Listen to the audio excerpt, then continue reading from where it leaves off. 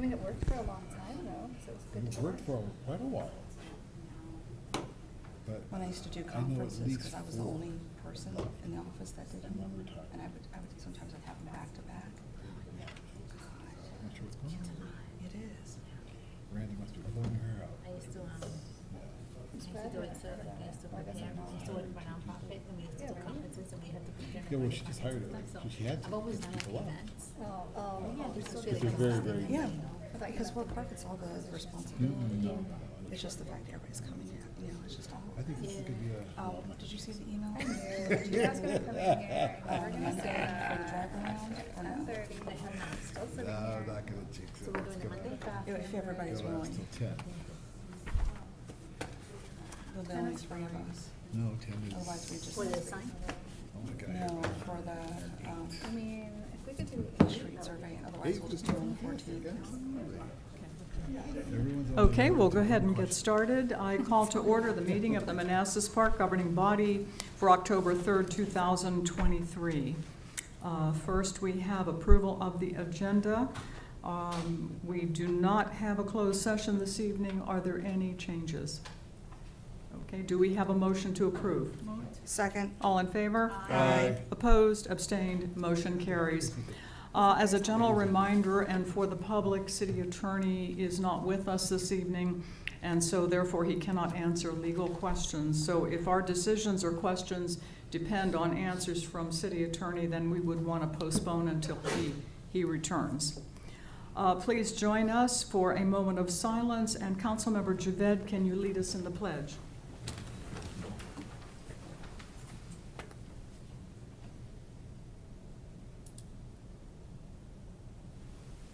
Pledge of allegiance To the flag of the United States of America and to the republic for which it stands, one nation, under God, indivisible, with liberty and justice for all.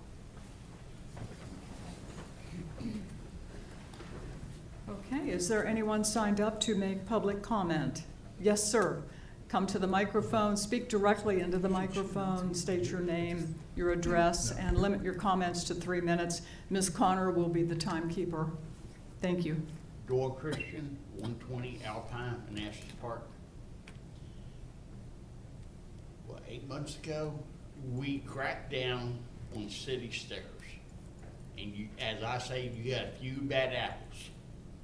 There's still some out there. They need to hit them again.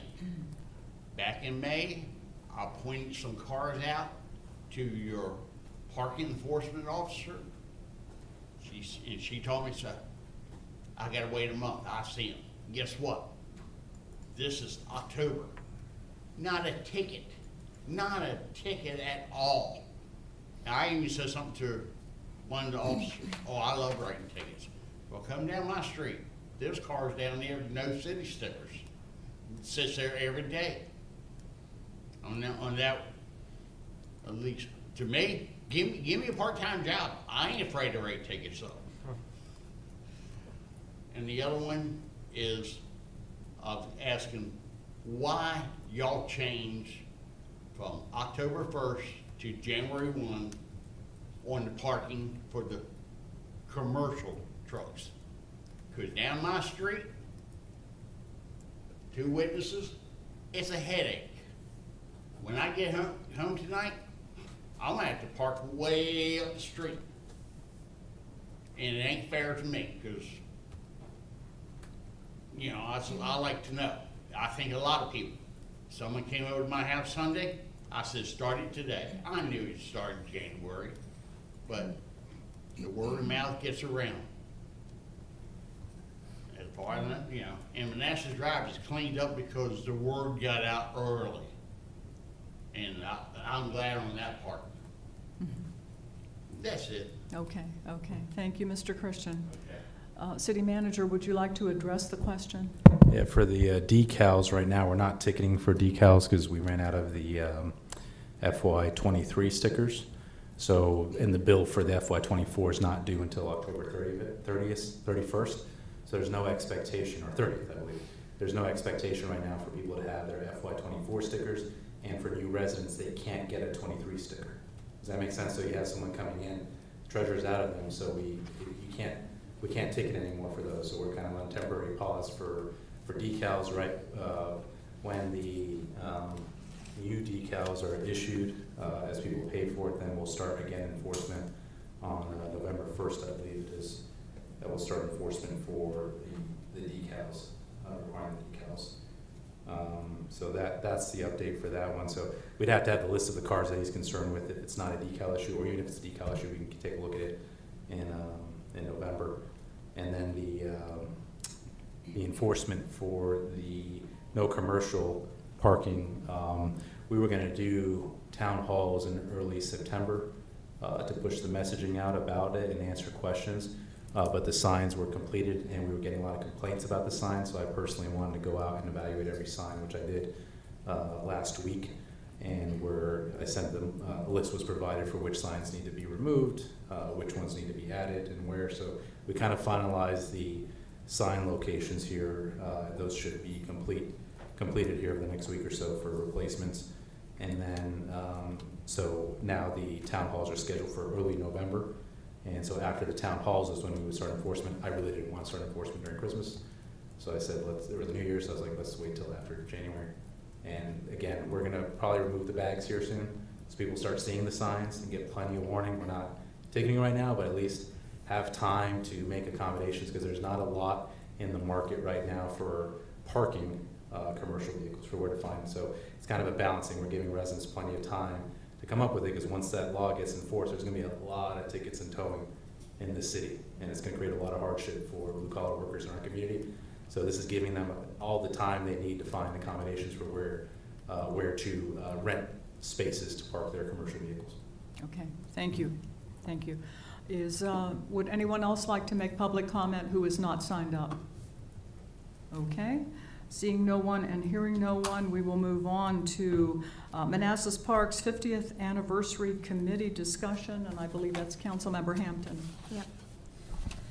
So, a few weeks ago, we had a conversation, Yessie and I had a conversation with the city manager, and in that conversation, she and I had talked about beforehand a 50th anniversary celebration for the city of Manassas Park, which will be June 30th, 1975. That's the year we became a city. 2025 will be the 50th anniversary. In addition, that will be, I think it's our 70th anniversary of existence. That's when the first houses were built here for the veterans on the west side. And the 50th anniversary is it's something that we really should celebrate. So what I have in front of you, I did not want to come up tonight with an actual true presentation. I wanted to get everyone's feeling on it. And so if we have a consensus on establishing the committee, then we'll have a more formal approval at a next meeting. I'll have to work with Dean on how we go about that. I believe that has to be like a proclamation or something of that nature. And so the concept is a year-long celebration starting June 30th, June 30th. I don't know why I keep saying 1975. But starting probably July 1, 2024 to September 1, 2025. That also allows us to celebrate the foundation of our school system. Keep in mind our predecessors at that time had just a matter, and Ms. Connor would know better than I do, but I think it was really a matter of weeks to set up the school system and establishing schools, many of which don't exist anymore. So, and not only is it a celebration of the establishment of our city, but the establishment of our school system and the forethought of our brethren that were here before us. In addition, the committee structure, we were thinking a 7-person main committee. There'll also be the opportunity for subcommittees, because it's going to be a lot of work. 2 city council members, 2 city staff members, and 3 city residents. I had one resident already reach out to me that if this passes is very interested in participating and already has some ideas. And then we can have subcommittees as needed. As far as funding, that's got to be in the timeline and the costs and activities that'll be determined by the committee. But the whole concept behind this is try to not as much burden on the taxpayers by looking for sponsorships or other ways to offset the costs. Of course, we're going to have a lot of conversations with our public safety and many others. What I also put on here were some other celebrations, 50th celebrations of other places throughout the United States. I know that Alexandria every year has an Alexandria Day where they celebrate their anniversary, which is shortly after the 4th of July. So that is pretty much the, what I have to present to you tonight for the celebration committee. So this evening, are you looking for approval of a committee so that the committee can then receive ideas from the public and the governing body and staff? I think we have to do something more formal for the committee. But if I didn't want to go down that path until we knew we had at least a consensus to move forward with this. Yeah, you would. To move forward with the committee or with No. overall? Yeah, so okay. the Councilmember Hampton's correct. You guys are gonna have to pass a resolution. formal resolution that Dean's Yeah. gonna have to craft. So Right. tonight, I think you're just Yeah. discussing whether you wanna do The this. concept. Yeah. The concept, the structure, and then whenever Councilmember Hampton can coordinate with Dean, then the resolution can be drafted and presented to you all for approval. I think it's an excellent idea. I mean, this is really what Manassas Park is all about. Mhm. Celebration of family, Mhm. celebration of our history together, and I think it's a terrific idea. What does the governing body think? Agreed. Yes, sir. Go ahead. I just Ma'am. agree. Oh, yeah, no, first of all, Councilor Hampton, thank you. I think this is an excellent, wonderful, exciting idea. We have to celebrate our 50th anniversary. I would just ask that we expand the committee to 3 city council members, could be 3 city staff and 3 city residents. The only reason why I say that is because 3 triggers then the meetings have to be noticed and there has to be meetings kept and people can attend. Okay. And I think this kind of celebration should have that kind of input. Can we make it So- 4 residents so we have at least That- I'd rather of have course, odd, Of course. because, this way, And But can I I- do think there should be 3 council people I'm to do fine with that. And can I add to, Sure. if we can strip the city staff members, because by charter, I'm already authorized right. to serve on committees. I'm not a voting member, and then I can designate my staff, who on my staff to send. So for this one, it would definitely be our downtown events coordinator and our, but that gives me, per the charter authority, to assign who on staff I want. But it doesn't have to be an actual member of the committee. I'm already part of every committee that's. No, I totally agree with Yeah. the city manager's perspective, Councilmember Hampton, that he be the person that would assign staff, and then the residents could be 3 or 4, but I do think there should be 3 council people on the committee. The other thing is, I think we should refer this to the budget. I don't like the idea of the committee coming up with a budget, and then,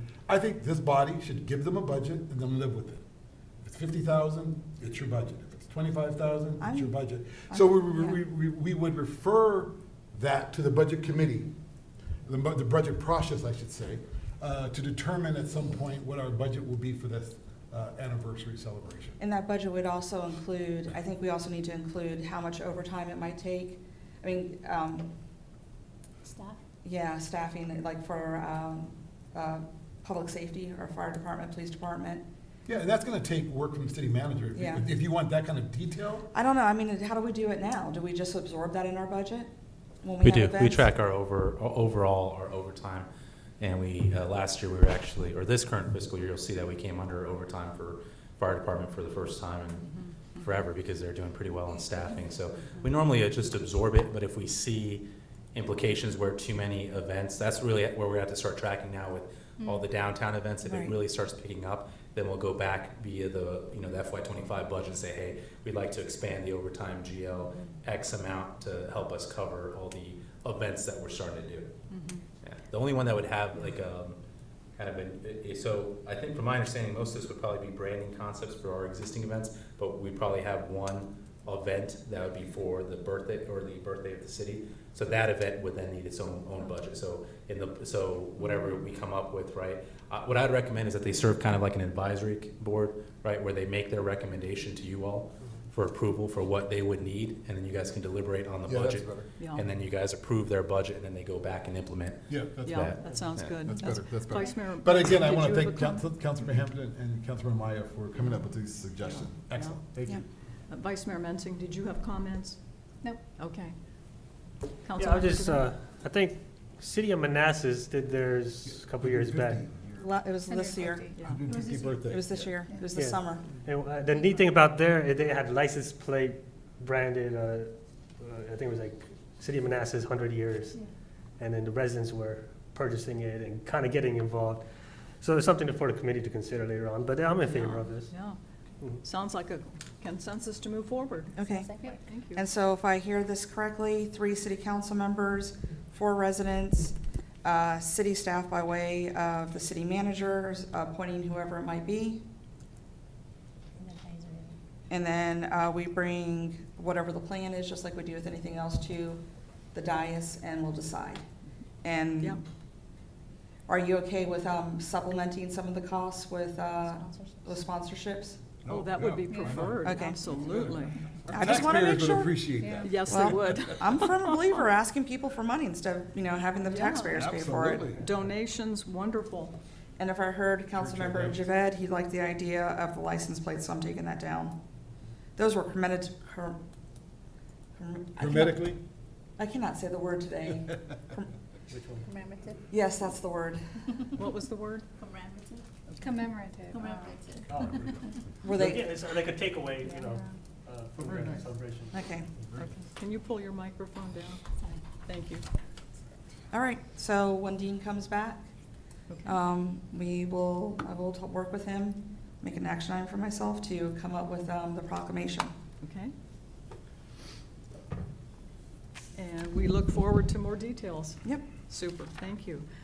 Do you have anything else before we move on? The Who's only gonna other- be, I do. I'm sorry. Go ahead. The only other thing I thought that would be really good is that if we could get past members of city councils that are live, that are maybe nearby, we have some sort of way to bring them into the celebration as well. And for those that have passed, like, especially those that were cornerstones of the city, some of these names y'all may not know, Bill Still, his family, oh gosh, I can't think of his name. He served on city council and he lived on Lambert. Frank Al- Murphy, Ernie Evans. Right, and Mr. Alvarez, there's a number. Yeah, John Alvarez. Yeah, especially and especially the family members of those that were the first I group. think Mr. Alvarez has passed away now. He has, so has Yeah. his wife, but I'm sure he's got, many of these people have passed away, but their children Yes. or grandchildren are probably around And I was somewhere. his alternate on UOSA for a while. Really? Yeah, yeah, He used to tell me stories about his time in Korea, yeah. so, yeah. Yeah, okay, All right, thank you, and I'll pass it over to Yessie. okay. Yeah, I was just wondering who's going to be our third council member that's interested to be part of this. Well, maybe we should wait till Michael gets back and have the Yeah, discussion. full Okay. discussion. Yeah. Sounds good. Good idea. Worst comes to worst, we'll put a name in a hat and pull it out. Yeah. Draft somebody. There could Yeah. be someone burning on this dais to participate, I'm just sure. waiting Yeah. to. Yeah. I think somebody will probably step forward. I think so too. Yeah, okay. Okay, thank you, Councilmember Hampton. Moving on to our information. Next, we have a briefing from the Northern Virginia Community College. With us this evening are Mr. Ron Gill, board member representing City of Manassas Park, Dr. Molly Lynch, provost of the Manassas campus, Mr. Steve Partridge, vice president of strategy, research, and workforce innovation, and Dr. Ann Kress, who is president. Welcome and thank you for being here. Thank you.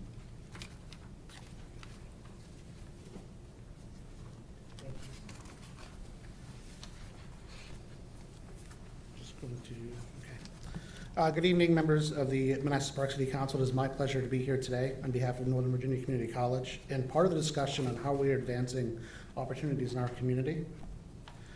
I would like to start today's presentation with a brief description of who our students are. Northern Virginia Community College is the largest public education institution in the state of Virginia. With over 70,000 students, we are the top supplier of talent in this region as well. Here at the Manassas campus, our student population is over 10,000 students. Nova students are diverse. They come from a wide range of ages and all backgrounds. As a minority-serving institution, 60% of the students identify with one or more racial groups, and almost 60% of our students are female. Nova's continued partnership with the City of Manassas Park Public Schools through our dual enrollment program continues to be successful. Last year, this partnership saved Manassas City Park families over $77,000 in college tuition alone. Thank you for your time. I'd like now to turn the presentation over to Dr. Molly Lynch, Provost of the Manassas campus. thank you for having us. I was telling them I was here when you did the opening ceremony for this building. Yes. And beautiful, well, hot day. I haven't been back since, so it's really nice to be in here to do that. I've been the proud provost at Manassas for quite a bit now. I've been there almost 20 years. And so, as you'll see, our campus has grown quite a bit. We went kind of from 3 main academic buildings to 4 and 5. You're going to see we're actually getting some new ones. So I always say we have 10,000 students, but it doesn't feel that way. And so one of the things I'm really proud of is that our class sizes are really small. I tell people you can take chemistry with 24 of your best friends, not 240 of your best friends. So it's something we really pride ourselves on. And you'll see that our average age is about 23 and a half. So, and about a little over half of our students are traditional college age students. So that means that we have those traditional college age students, but we also have a lot of adult learners that we embrace and welcome and love having on the campus as well. You'll also see that only about less than 20% of our students attend full time. So that means we've got students who are working, we have students who are parents, we have students who are working parents. They have lives outside of school, and we understand they're juggling many things, but really value the education that they're working to get. 2 more things on this slide I'll point out. I'm not going to read everything. You'll see that we are a majority non-white campus, which in the spirit of community college, we reflect our community. And it's something we celebrate, and it's lovely to, when you teach, lovely to have in your classroom. And the last thing I wanted to share is that about 21% of your Manassas Park High School graduates are coming to Nova. We're getting about 1/5 of the students directly into Nova. Okay, I could talk forever about Manassas, so I'll have to tone it in because I know I have people coming after me. So all of our Nova's comprehensive campuses have your biology and your psychology and your history degrees, but there's a couple things that make Manassas unique, and I'm going to talk just about 4 of them. One of them is we have an engineering technology degree, and this is an Associate of Applied Science degree that we developed a few years ago with Micron and BAE and some other partners. And it's really designed to give students skills to go work in mechatronics, advanced manufacturing. And we actually even have a specialization for data center operations, so they can get it. We know that's popping up in this region very, very quickly. They have really fascinating classes. You go in, they have these fancy robotic arms, and they're learning motor control. And I always tell students when I go visit them, I'm afraid to touch the equipment because I know how much it costs. So it's really fun looking, these big yellow robotic arms. I need to mention that our engineering technology program is co-located with our Fab Lab. So it was developed with support from Micron and some other partners. It's a state-of-the-art makerspace. It also has a wood shop. And if you haven't come to visit, I'm more than welcome to give you a tour and show you around. But we use it for a lot of different purposes. We host summer camps there. Schools are going on field trips there. We're doing teacher professional development. And it's also open to the community. There's workshops on Saturdays for 3rd through 8th grade students to come with their parents. You can actually get a membership and come play with the 3D printers and the CNC routers and all these other fancy dancy things. So it's a really great place that if you ever want to come visit, just let me know. We also have a biotechnology program. Again, it's an Associate Applied Science degree, but we do have a transfer partner with George Washington University for students who want to continue on. And again, this is for students looking at entry-level positions at biotechnology and pharmaceutical companies, which we know is also important to this region, the bioscience industry. They're learning to run DNA samples and lab tests and those different things. So we're very proud of that as well. We house automotive, diesel, and welding. I'm going to talk a little bit about those on the next slide. I'm just going to point out that our automotive program is NATEF accredited, and we also do, as a service to the community, testing for automotive service excellence. So all the automotive technicians have to remain current, have to up their credentials and take those exams, and we offer those tests on campus. And then we also offer early childhood education. Again, that's an accredited program through the National Association of the Education of Young Children. This is training preschool teachers as well as students who want to transfer and get a degree that could teach up through elementary education. So my last slide, we are getting a new building. And as I said, when we started, there were kind of 2 classroom buildings. We now have 4, and now we're getting this one. We keep growing and growing and growing. But this was a $15 million, 20,000 square foot building that's coming.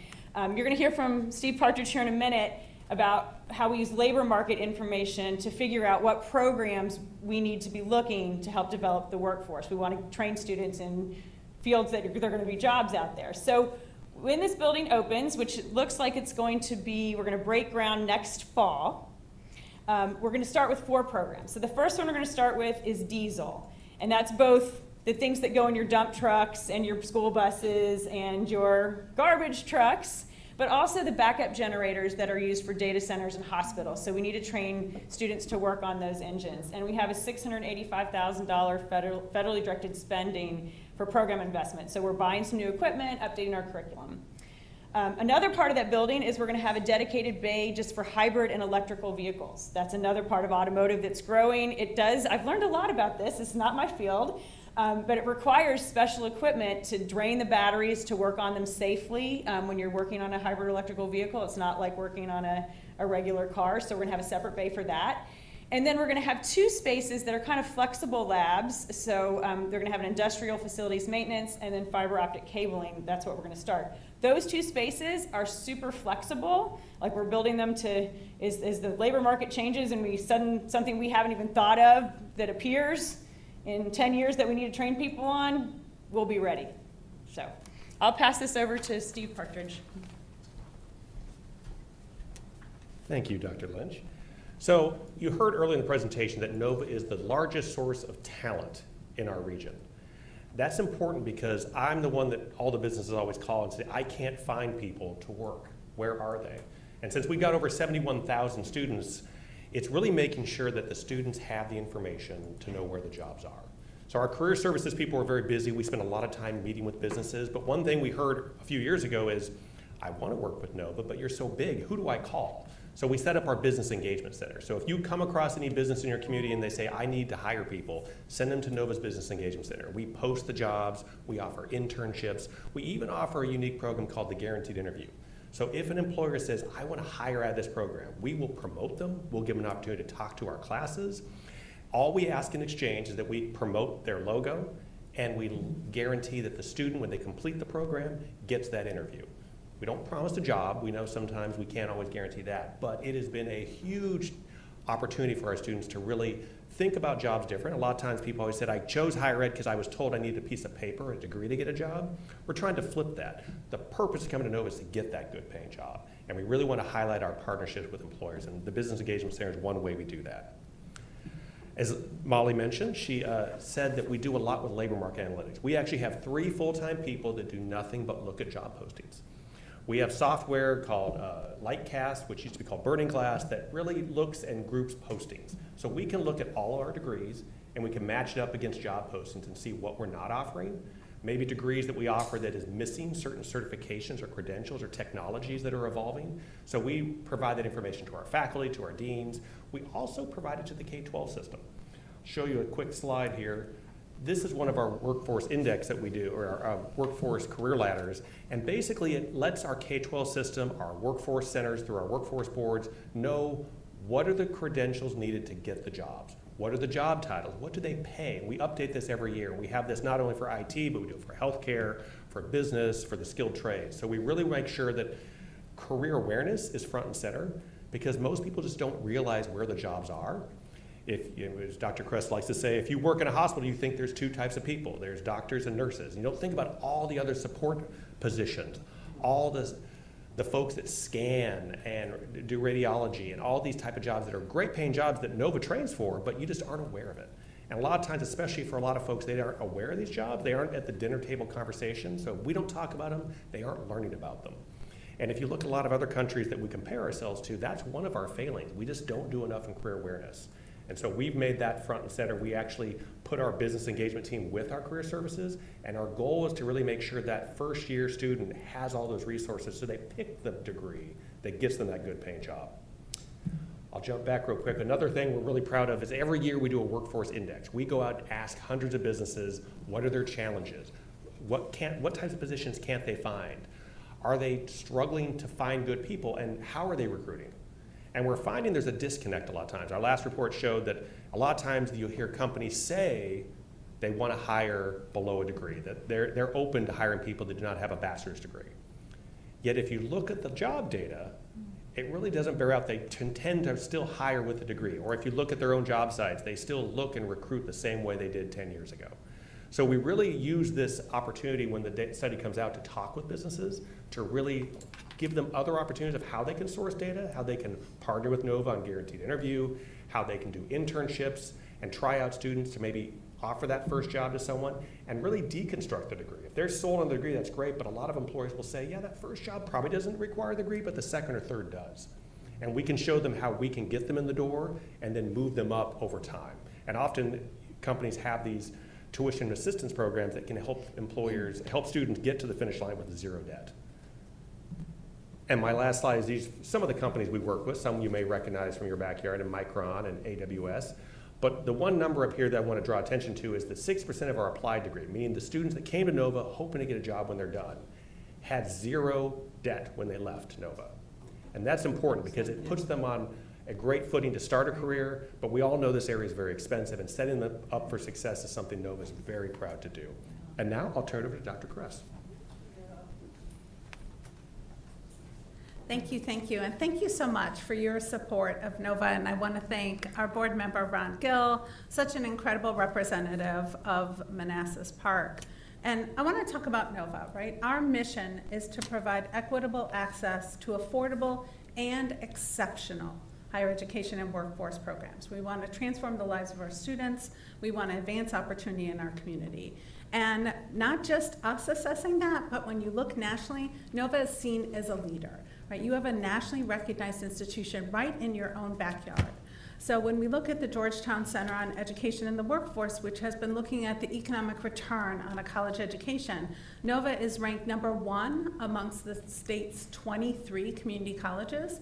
But even more significantly, when you look at all of higher education institutions in the Commonwealth of Virginia, we rank #11. So we actually outrank several universities in terms of what students are getting from their NOVA education post-graduation.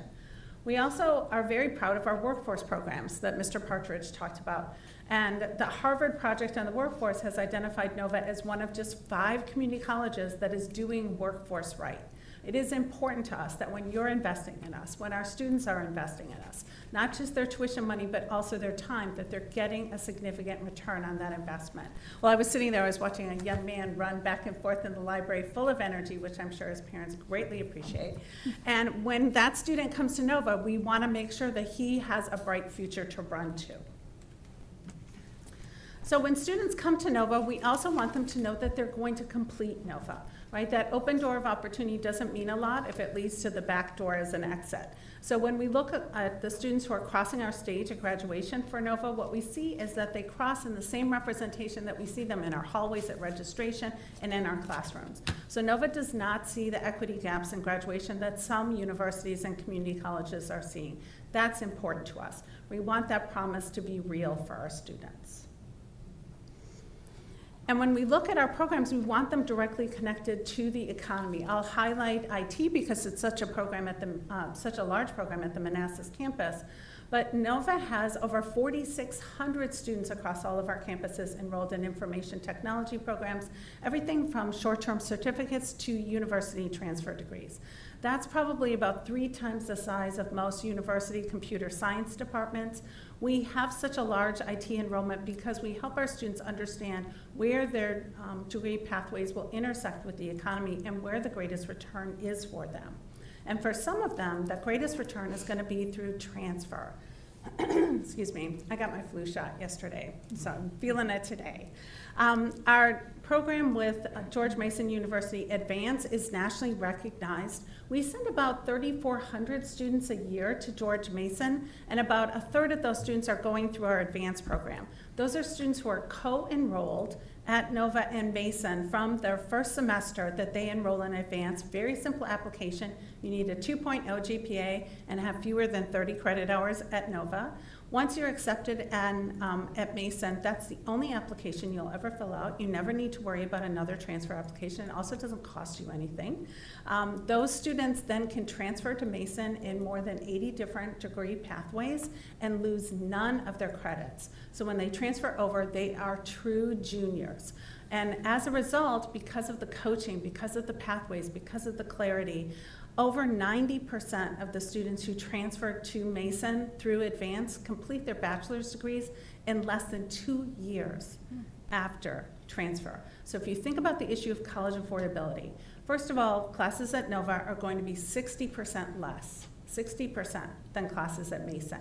If those students are bringing in free high school dual enrollment, that makes it even more affordable, and then they're going to graduate from Mason in less than 2 years, right? So all of that is saying you get an excellent four-year degree at a much more affordable price point. The other thing I will mention is we have guaranteed articulation agreements with all of the Virginia public universities, so students can start at Nova and transfer to Virginia Tech, to UVA, to William & Mary, and they do every single year. We also have a guaranteed articulation agreements with institutions like Georgetown, American University, GW, as you heard. We want our students to be able to recognize that every door at Nova is the right door, so they can start at Nova and go anywhere. So we, again, are delighted and very grateful for your investment, for your care and your support of our Manassas campus, of Provost Lynch and her incredible team and our incredible students. And we are ready to answer any questions you might have. Oh, that was an excellent presentation. Thank you for the support that you give to the students and to the educational system in general. You're truly doing yeoman's work. Thanks for the work that you're doing. Well, thank you. It is truly our faculty and staff. They are just incredible in their dedication to our students and their success. So I just really, we will extend that gratitude to them. Okay.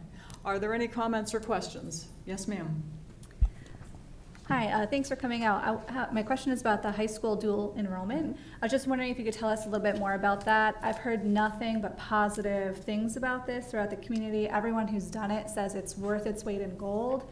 Could you just tell us a little bit more about the process for kids? When do they find out about it? What age do they get to start that? And are you coming to our schools and kind of telling them about the opportunity? So I don't know if you want to take that or you want me to? Okay, sure.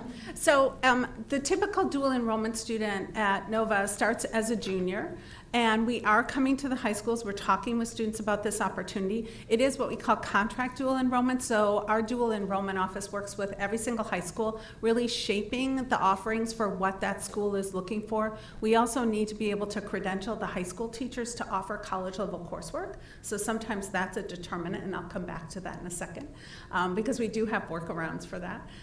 But it's an incredible opportunity. Those classes are offered free of tuition for students, and they transfer not just into Nova, but they will transfer anywhere.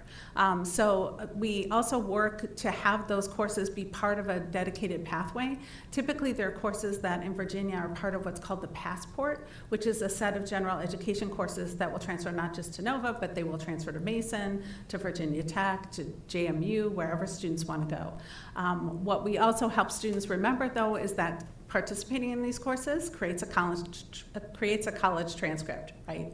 And they're also a dual enrollment, true dual enrollment. So a student is fulfilling their high school requirements and their college requirements with the same course. So if you think about how you can maximize your time, that's incredible. So every year we do have students who graduate from high school with an associate's degree. Before they even get their high school diploma, they're done with Nova and they're ready to transfer on. We also have a lot of students who then will graduate with enough credits to graduate from Nova in less than a year.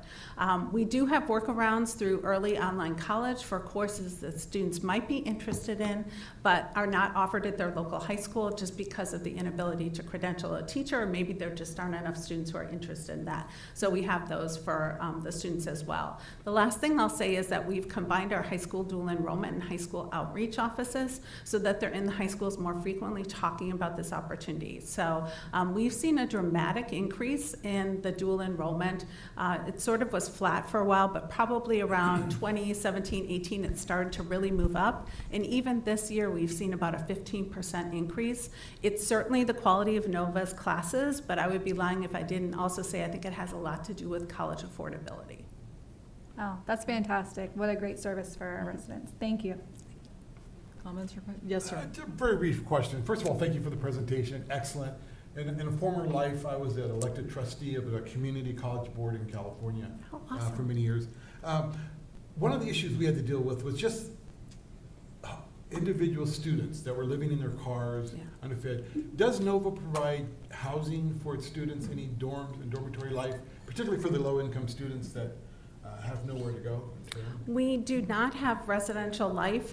It's not something that you'll see is common in Virginia, but what we do have on every single campus is a financial stability and advocacy center.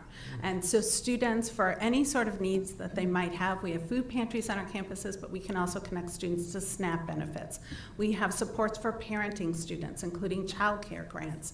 We have the ability then also to connect our students to housing assistance, to transportation assistance. We recognize that the majority of reasons that students walk away from NOVA isn't grades, right? They've usually got a solid, you know, it's not going to be a 4.0, I'm not going to lie to you, but it's a C plus B average, but it's life.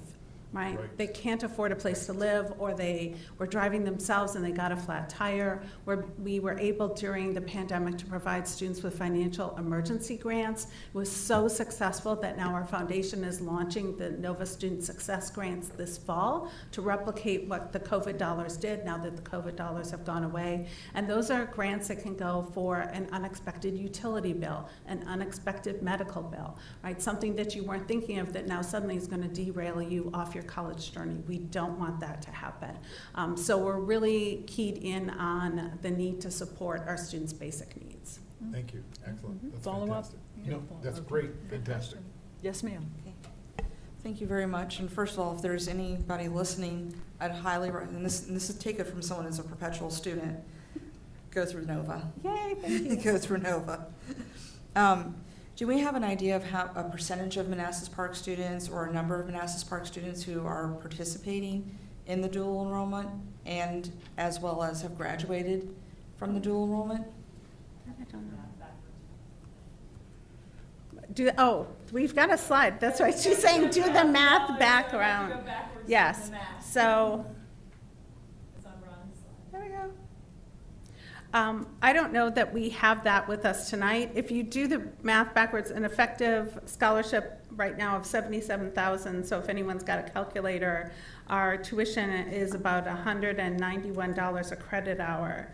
So if you divided 191 into 77,000, you would figure out, this is like doing math, and if this is being televised, it'd be that. I got my calculator. Okay. I have an MBA, but it's not in math. All right. So if you 77,000, divided by 191, which is a very good rate. Yeah. And then- 403. how much? 403. And then divide that by 3. 134. So 134 students are participating right now. That's a good number. Yeah. And again, what we can do if you're interested is we can go back to our dual enrollment folks and really chart the progress as well, because what you'll see is that number has grown over time. I had a conversation with some parents the other night, and I said, quite frankly, I don't understand why every student isn't in dual enrollment. Yeah, right. When you think about how much it costs to go to college now, the notion, first of all, for a full-time student for a full year at Nova, it costs about $5,800. But to think that you could get a full year for free while you're still in high school, that's incredible. And if you were to transfer those credits then to a much more expensive institution, like I said, we're about 60% less than Mason, we're about 65% less than Tech, we're about 70% less than UVA. Think about what those credits are worth. Good. Do you have a follow-up? Nope, that's it. Okay. Comments or questions? Yes, go ahead. Hey, good evening. Thank you for coming. My question is about, I guess, the labor force in the next couple years. The pandemic put a speed bump in a lot of these industries. So what are you seeing an increase? Are people actually hiring right after, or have they slowed down? What are they looking for? And I know you guys are expanding your curriculum, but. Yes. I mean, if you look at the unemployment rates right now, between 2 to 3% for our region, hiring has not slowed down. Okay. And even as the economy's softening a little, the greater Washington area usually weathers the storm a little better, but, not having a shutdown helps too. What we're seeing, though, is the number of high school students in the next few years starts to sort of taper off. Mm-hmm. So you're not seeing the growth of high school students, which does affect the economy long term. What we do see across the Commonwealth is almost 3 million adults that do not have a degree. And if you look about getting the adult learner back into the classroom to get them either a short-term credential or some additional skill sets that would allow them to be moving up in their career ladder, that's where we're going to be focusing a lot. The state does have a fast forward program. If you're not familiar with it, it basically buys down the cost of high demand credentials that employers will hire on. So they're licensing when you think of healthcare, but CompTIA, AWS certifications in the IT space, a lot of the skilled trades have credentials, and we are really expanding those options. And we had about 1,100 students last year take advantage of Fast Forward at Nova. 75% of them paid $0 for that credential. And they're bundled, so you get the books, you get the test fee, and some of these tests are hundreds of dollars just to sit for the exam, and you get the class. And Nova only gets paid if you pass the certification exam for that last third of funding, so we are very motivated to make sure that student gets in there and successfully completes. So we're real excited. We think we are well positioned as a state to grow long-term the workforce, but there are some headwinds that's facing the whole U.S. Over the next few years that we're all going to be facing. Excellent. Thank you. Do you have a follow-up? I would just follow up really quickly to say, we also know that, when the hiring market changes, individuals who have a certificate might not be as competitive as somebody who has a degree. Right? So it's really important to us at Nova that each one of those certificates then is turned into college credits. So we've got a mapping for each one of those credentials that says this is going to be worth X number of credits in our associate's program in IT or in cybersecurity or in cloud computing. And we're right now building an LPN program, a licensed practical nurse, that you need to have your CNA in order to access that program. So it's really a progression program. And then we have a bridge program from LPN to RN so that we can keep those ladders going, right? Again, we don't want any wrong door. If the market shifts, we want people to be able to find a brighter future. Right. No, excellent. And I think you brought up a good point about that 3 million number of adults that don't have degrees. But they've been working in that field for 20, 30 years. Right. So some of their hesitation is like, okay, do I really need to go back to school and start all over? Can their work-life experience be transferred into a credit?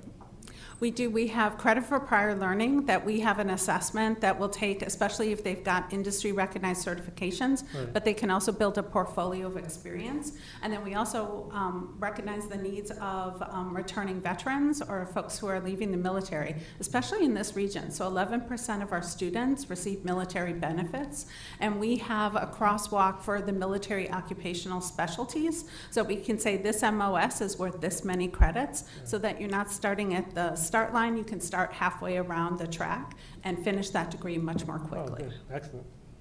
And then my last question is, I would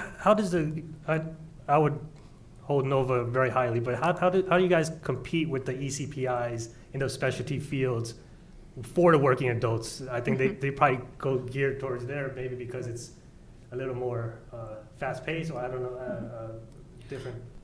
Well, when you look at the Fast Forward programs that Vice President Partridge was talking about, those are programs that are typically 4 months or less to get that industry recognized credential. I think the other benefit is then we can crosswalk that credential to an associate's degree, which can't really happen at an ECPI.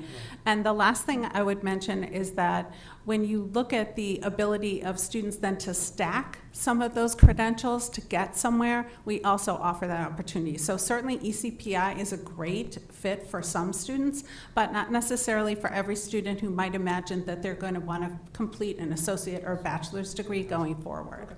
Understand. Thank you. Any other questions, comments? Mayor, can I ask something? Yes. Yeah, this is, I guess, so you're representing, I guess, recruiting for helping the business community find qualified employees. We're not the business community, but local government across the region is a very big employer of well-paying jobs with pensions, and we're struggling as a region, and I bring this up always at the meetings with the county executives, city managers. We're just stealing from each other employees. There's not a big base growing for very great paying jobs, and we're just plucking employees from each other versus developing that new labor force to come into the market and help us out for good paying jobs. And I don't know if that's something we can coordinate with. I can get with you offline and see what can be done, because I always preach this to the bigger jurisdictions, but they have no incentive to push this because they're stealing employees from the smaller jurisdictions. But maybe Nova can help us take the lead and really grow that base of employees to help us out with our recruitment challenges. Mm-hmm. Absolutely. And in fact, at a similar conversation in Prince William County, we had a hallway conversation about the need for fleet mechanics, right? And so out of that then grew a funding ask for Nova and Prince William County to develop an apprentice program for fleet mechanics because they could not fill or keep folks in those jobs, so they wanted to grow their own. And then the Grow Manassas program really developed out of something like that too. How can you invest in your talent to help them grow into new roles and keep them? I think it's important to understand that not just 91% of the students who come to Nova live here in Manassas at our Manassas campus, but when you look across the Virginia Community College system, more than 70%, I think it's around 77% of all the graduates of VCCS stay in the Commonwealth of Virginia. So we want to help grow and expand that workforce. We don't want you to have to steal from your neighbor. Thanks. Okay. Good question. Comments or questions? Thank you so much. Thank you so much. It is so impressive that there were 4 of you here this evening to talk with us, and we appreciate that very much. You're more than welcome to stay with us for the rest of the meeting, but we understand if you have things that you may need to do. So thanks again. Thank you. And this is a gorgeous facility. I just have to tell you this. This is just beautiful. Thank you. Yeah, we're enjoying it. Okay, moving on to consent agenda. Consent agenda consists of the appointment to the Bull Run Alcohol Safety Action Program Policy Board of Sergeant Amber Stevens for a 3-year term. Do we have a motion? Moved. Second. All in favor? Aye. Opposed? Abstained? Motion carries. Thank you. Okay, there's no old business. Moving on to new business, we have contract for rehabilitation and repair of city culverts. And that would be Calvin. Welcome, Calvin.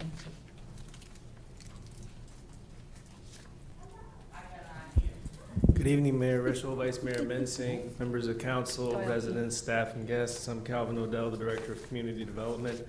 Before you tonight is a contract to enter in for the rehabilitation of corrugated metal culverts. Hey, Calvin, we've been on quite the can you hit escape from that slide deck?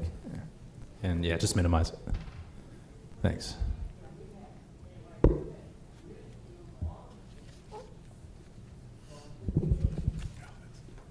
Yeah, we've been on quite the tear with rehabilitating corrugated metal culverts. I talked a little bit last time I was up here about the actual number of culverts we've repaired and the cost for that. But we have used Proshot concrete to do the Railroad Drive culverts. There's 2 barrels that go underneath Railroad Drive right at Manassas Drive, and then 2 barrels that go underneath the, I guess you would call it the driveway entrance to the VRE station, the surface lot. Proshot was able to rehabilitate those culverts for us. They have a rideable contract with Hartford, Maryland. It's actually a very nice, well-itemized contract, and we have the culverts at Manassas Drive and Kent Drive right in front of the Public Works building. Those culverts are really just at the bottom conditions starting to get a little bad. They're not near a critical stage yet, but we want to stay ahead of this game. And then the Kirby Street culverts that allow access to the Mosby 2 subdivision. They're not nearly as bad a shape as the Mosby 1 culverts were, but again, you know, we don't see any reason to delay in the repairs. So Proshot has put together proposals to rehabilitate both of these, and we would be writing a contract that was, you know, a cooperative procurement contract. So the total cost presented in the agenda item is actually $475.62 for both of these, all 4 barrels, both of these culvert locations. But we do believe that that price may come down. If you noticed in the first one in your agenda package, there's an invert cost, and then there's a complete circumference cost. So we're looking to get clarification from the vendor if we actually need the invert treatment and the full circumference, or if one or the other will do. So this cost will likely go down as we continue to negotiate with Proshot, but approving this tonight would give us the ability to move forward, get this work started, and at a worst case, we're gonna come in under budget. Oh, thank you, Calvin. And I know the residents really appreciate all the continuing work on the culverts. That's very important. Thank you.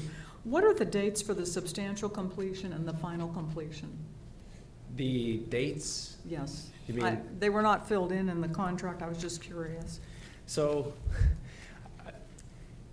the 2 railroad culverts, after they got them cleaned out, took all of about, I want to say 48 hours apiece to actually get completed.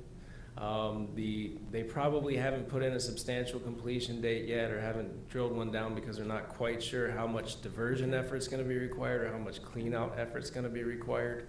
But we will get that number for you, and I can answer that question for you via email later. Sure. But that's often the big question, is how long is it gonna take to clean them out? How much effort's it gonna take to divert? Especially at the Manassas culvert, you have one culvert, the Manassas Drive culvert, you have one barrel that's bigger than the other. So timing around weather, that can be substantial too. But I will get the answer for you and send that out to Laszlo so you can disseminate it to the body. And I believe the goal was to be done by the end of this calendar year, if not, get it done by the springtime. Okay, thank you. Yes, ma'am.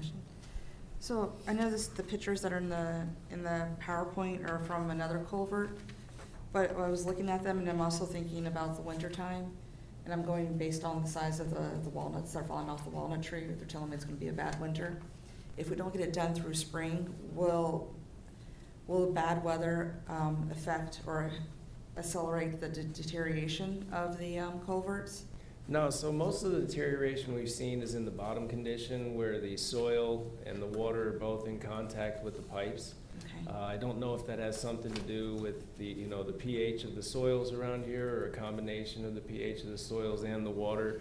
But for some reason, all of our corrugated pipes have first just completely deteriorated at the bottom.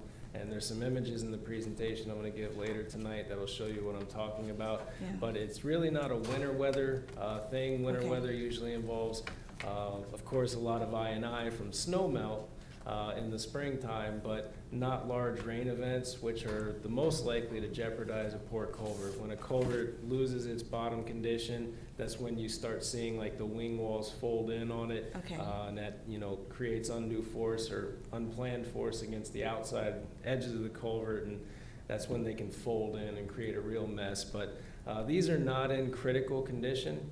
We have dealt with, 6 barrels of critical condition culverts over the spring and summer, or last winter, spring and summer. These are not in critical condition. These are things that we're jumping on ahead of time. I'm not worried about them making it through the winter. Okay. If they were in critical condition, I'd be very alarmed about making it through a spring or hurricane season. Okay, thank you. Comments or questions? Yes, go ahead. I guess a question for the city manager is an ARPA question, I don't know unless you can answer. But did we designate for infrastructure the full 3 million, or was that 3 million just for the culvert repair? It was just for the culvert repairs, and we used that money for the railroad, the ARPA railroad Right. culverts, and we came under budget for that, and also for the emergency Manassas Drive, right near the tracks. Remember, there was the sinkhole forming there. Mhm. There was risk of collapse there, so that was what kicked off the ARPA funding. And so it was a total $3 million, but across all those projects, we came in and we had about 180,000 left. And then, so what is left in the infrastructure budget for the ARPA? Anything, or? Infrastructure, so the 2 big infrastructure pieces were the culverts, Yeah. and then the smart meters. And the smart meters was, I believe, another $2.7 million project. So Right. we had $2.7 million for water and sewer, And then $3 million for stormwater.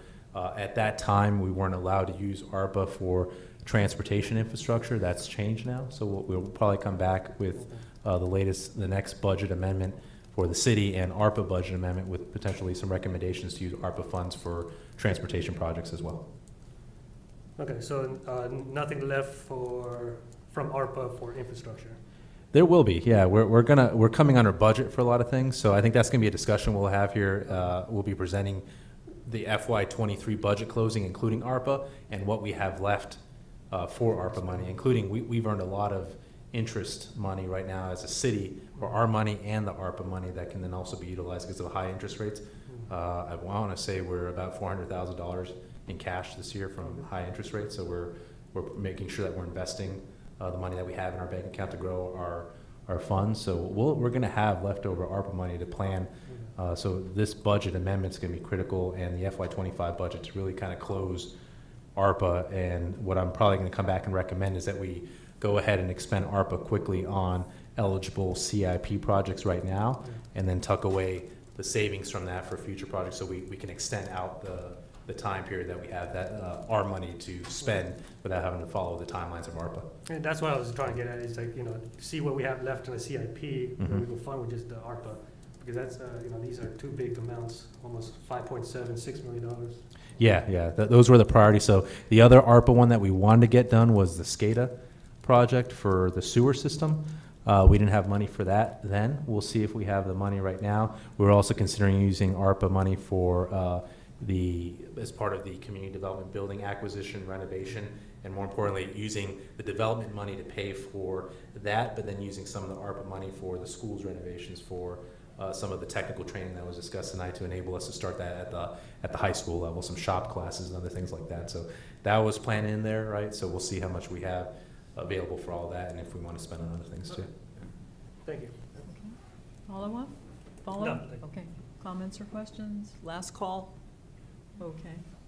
Okay, with no more questions or comments, the staff recommended motion is that the governing body approve and authorize the city manager to sign an agreement with Proshot Concrete Incorporated to rehabilitate the Manassas Drive culverts over a 2-year period and to repair the Kirby Street culvert in an amount not to exceed $470,562 as presented and subject to final city attorney review. So moved. Second. All in favor? Aye. Opposed? Abstained? Motion carries. Thank you, Calvin. Okay.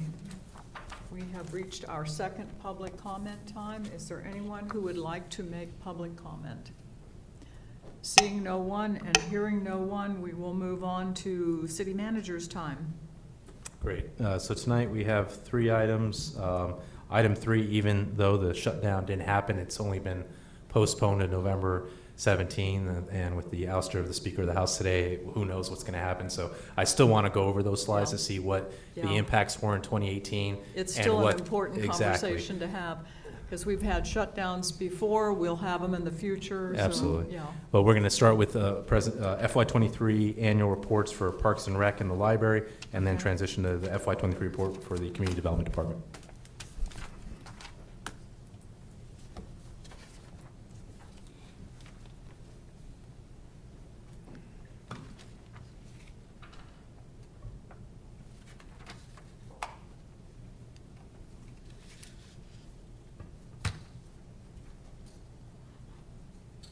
Good evening, Mayor, members of the governing body.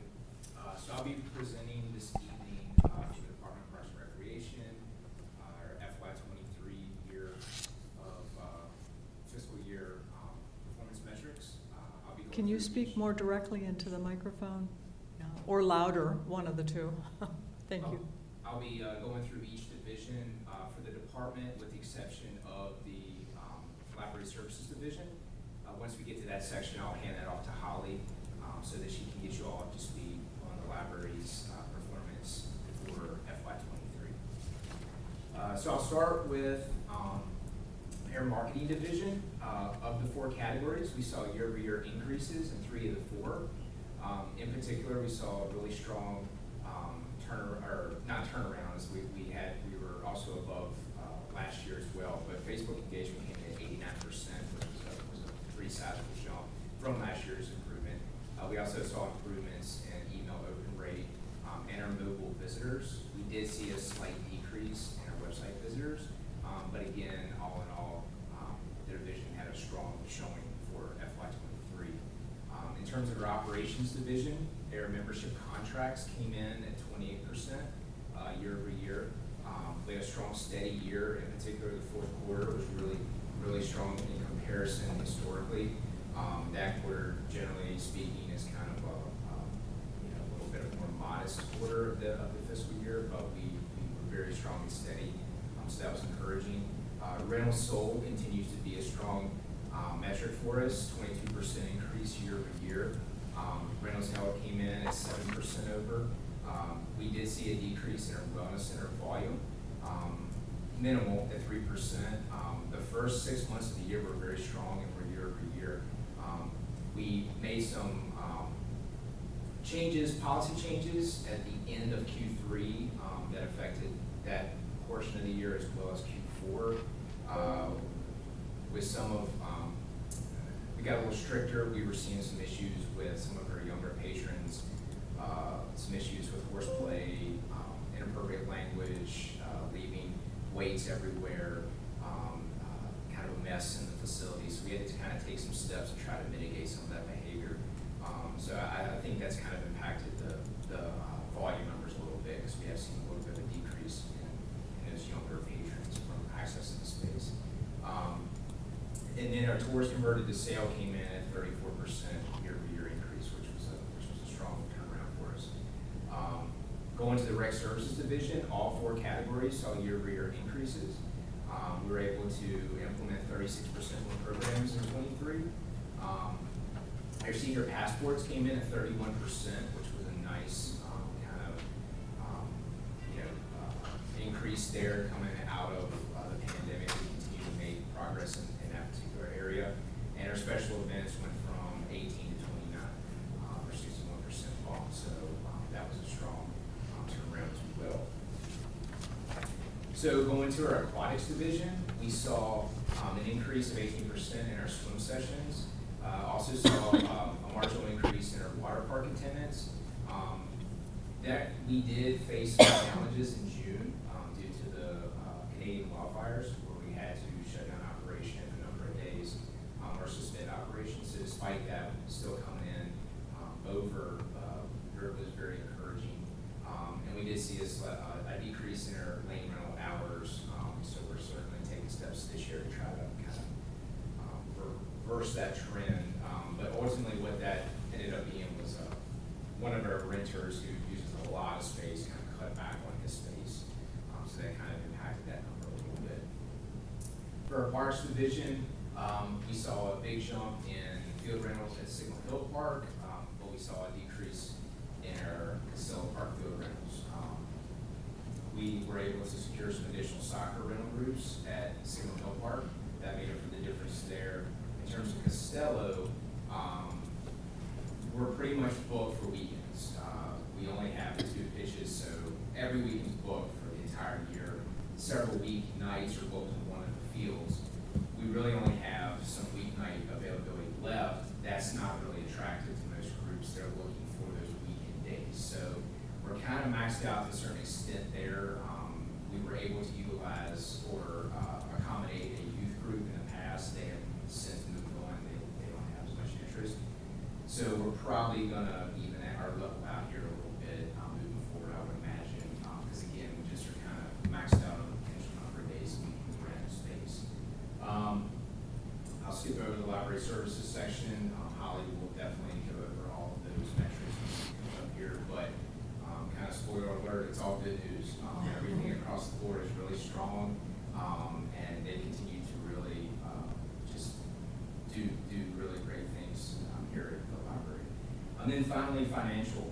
We saw a 14% increase in our cash basis revenue and a 2% increase in the water park revenue, which again, we were very encouraged by, given some of those challenges with operation being suspended due to some things outside of air control with the weather and whatnot.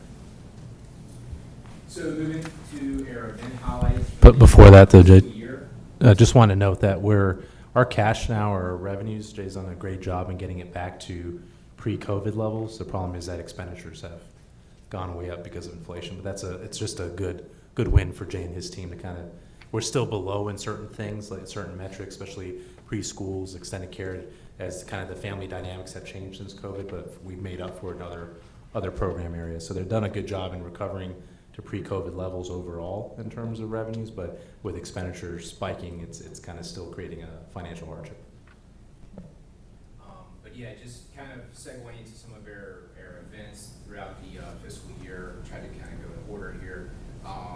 Trunk or Treat continues to be a very popular event. That's one of our most popular. We saw our highest volume this past fiscal year. And it was very well attended, and Caitlin and her team are getting ready for this year's event just in a few weeks from now. Light parade, we had 38 floats. We did the first Saturday weekend there in December. Weather was great, good turnout, so we're looking forward to kind of replicating that again this upcoming year. Air gingerbread house decorating workshop and breakfast with Santa were both at max capacity. Those events continue to be very popular, and I anticipate they'll continue to kind of hit those numbers and above if we're able to find any more space in the room to fit any more patrons. And then our flashlight egg hunt and our traditional egg hunt, we do the flashlight on the Friday and then the traditional on Saturday. Both were at max capacity. So 45 for the flashlight, 120 for the traditional, and those continue to be very popular events for us. For spring, the Kite Festival at Signal Hill Park, we had approximately 250 in attendance. This year we sold 70 kites on site. That's the most we've ever done in the past. So that's pretty cool. We'll continue to bring kids day of for those individuals who want to purchase that day. And we just keep getting very lucky with the weather. It seems like every time we have it, there's great wind and it's sunny and just perfect conditions. And then our spring yard sale, we had, I don't know if you all recall, but we had to cancel a few times due to some other conflicts. So that was, I think, like the third day that we kind of agreed on. So we did lose a few vendors as a result, but ultimately only about 6 spots were missing, so still a pretty good turnout. And then lastly, the Chalk Festival. This was our second annual at Boone's Park. 110 participants, well attended. It was warm, but it was a good day. A lot of people in attendance. And lastly, the Juneteenth celebration here in the governing body chambers. We had originally planned to have it on the plaza.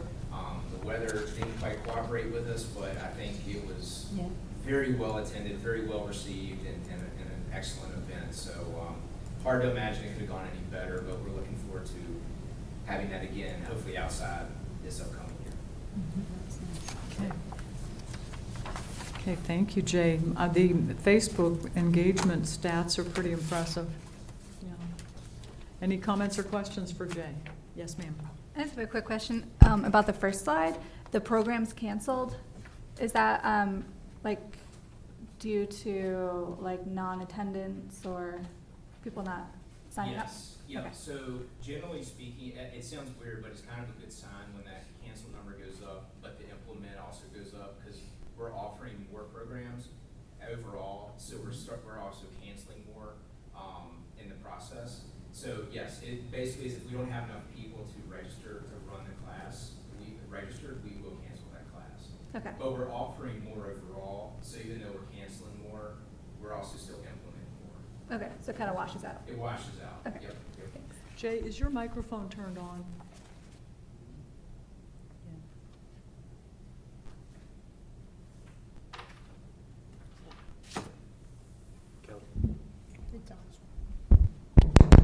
Hey, Jay, we'll give you this one.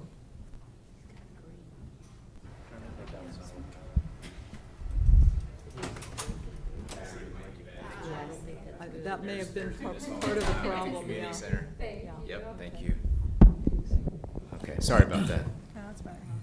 Okay, thanks. Sure. That was probably part of the problem. Okay, I apologize. Okay. Yes, Just- sir. Jay, thanks for the presentation, 23. Could you highlight some of your maintenance / enhancements that have occurred in Parks and Rec? Because I believe, didn't we redo the floors at the community center this year in 23? So we did the banquet hall. Floors, yeah. Yes. And are there other things that we've done in 23 that you could enumerate for us? We recoded the indoor pool deck in 23. That was a CIP project. The banquet hall floors, we added new banquet hall equipment as well as tables and chairs in some of our classrooms. Those are all 23 projects. We did the Polk Park basketball court. Looks nice. And playground. The Signal Hill Playground, yep. Yeah. That was in fall, about this time last year, maybe a little bit later, in the fall of FY '23. I'm trying to think if there was anything else inside the building. Working on the basketballs or? Signal Hill, you're still doing something there. Yep, we have a 24 project going on right now for basketball court at Signal Hill, new basketball hoops, and color concentrate, official court lines. The hoops and the backboard should be in next week, and then this Friday, and then next week we should get the acrylic paint down as well as the official court lines. If everything goes as planned and the weather cooperates, we might be up and going by next Friday, but if not, the following week. Excellent. Over there. I do want to, first of all, that's excellent. I mean, the work that's been done around in Parks and Rec is just fantastic. The stairs leading, at Signal Hill Park, leading up to the play structure are in horrific condition. It's funny you said that. I was actually just following up with a vendor on email earlier this evening about a follow-up proposal for those stairs. Oh, good. Oh, good. Yep. So it happened 24 or 25? We have it listed as, I think, a 24 option. Oh, good. If the And would budget you allows. use a Trex product instead of wood? Because that wood splinters and it's hard to climb. And I've seen kids get splinters and. Totally agree with you. I think wood is not the way to go. Okay. We're going to actually propose concrete. I Oh, think we even get better. the longest lifespan, Yeah. least amount of maintenance required. And I think aesthetically it'll look nice as well. We have a side rails, a middle rail. We'll go with, I think, some sort of concrete material, at least 25 to 30 year lifespan. I would say safe. Probably more, but to be safe. we could That's get really that. nice. Yeah. Yeah. 'Cause right now it's treacherous. Yes, it's pretty rough. I agree. Thanks, Jay. No, great. And if I can add to kind of a sneak peek with the ARPA budget, we talked about infrastructure. A lot of the eligible infrastructure is parks. So what I'm probably going to be recommending to you all, since business investment is still slowing down because of high interest rates, right? We want to preserve that tenant improvement dollars, but the timeline is not going to work. That we use the ARPA money to fund. So I told Jay to get ready to fund like the water park renovations, the pavilion do all that stuff with ARPA money, and then tuck away the savings that we were going to use city money for, tuck those away through our EDA to do the ARPA tenant improvements in the future. So, give Jay the heads up, just be ready if you all approve to move a little bit quicker with those renovations using ARPA money, do them now versus 2 years down the road and then shift the money back. I think that's exciting. Yeah, So that's a hopefully good we can idea. do that. So fantastic. Sounds great. Do you have a follow-up? No, thank you, Jay. Sure. Okay. Comment? Yes. Since we're having so many events here at the plaza and then we're having other events at the community center, how is Melissa getting help with like setup and breakdown when it comes to the events that she's hosting here in the plaza? So we actually just, Melissa, and we had communicated with her just a few weeks ago, kind of specifically about the last Friday events. She had reached out to talk about some additional support. So Caitlin and Melissa have been in contact. Caitlin came out and Jessica to help this past Friday. So they provided support at this most recent Friday event. But she will be providing additional support staffing to Melissa as needed for setup or tear down at those Friday events.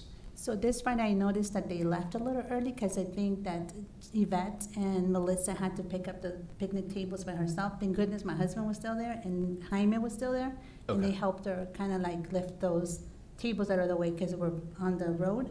Okay. So I just want to make sure that she's getting the assistance that she needs after the events because she was actually by herself afterwards and we were still there, so we kind of helped. Okay, yep, I can check in with Caitlin on that to kind of confirm that when we do the scheduling that we're able to provide it late enough into the evening to kind of, support the whole function of the event. Okay, that would be great. Thank you. Follow-up? Comments or questions? Last call. Councilmember Javed? No? Okay. Thank you so much. Thank you. Thank you. Welcome. I can't make this any shorter. Good evening, Mayor, members of the governing body. Thank you for having me up here. So as Jay mentioned, I'm going over some of the library's metrics. To start with just some basic numbers comparative to last year, we have the physical items borrowed. So that's the books actually in the library, not the digital ones. We're up about 10,000 from the previous fiscal year. For digital items, ebooks, e-audiobooks, music, movies, anything like that, we're up over 2,000 from last year. Everything that I'm talking, we're actually up from last year. You know, this is the first full fiscal year we're in this building, and the difference has really shown.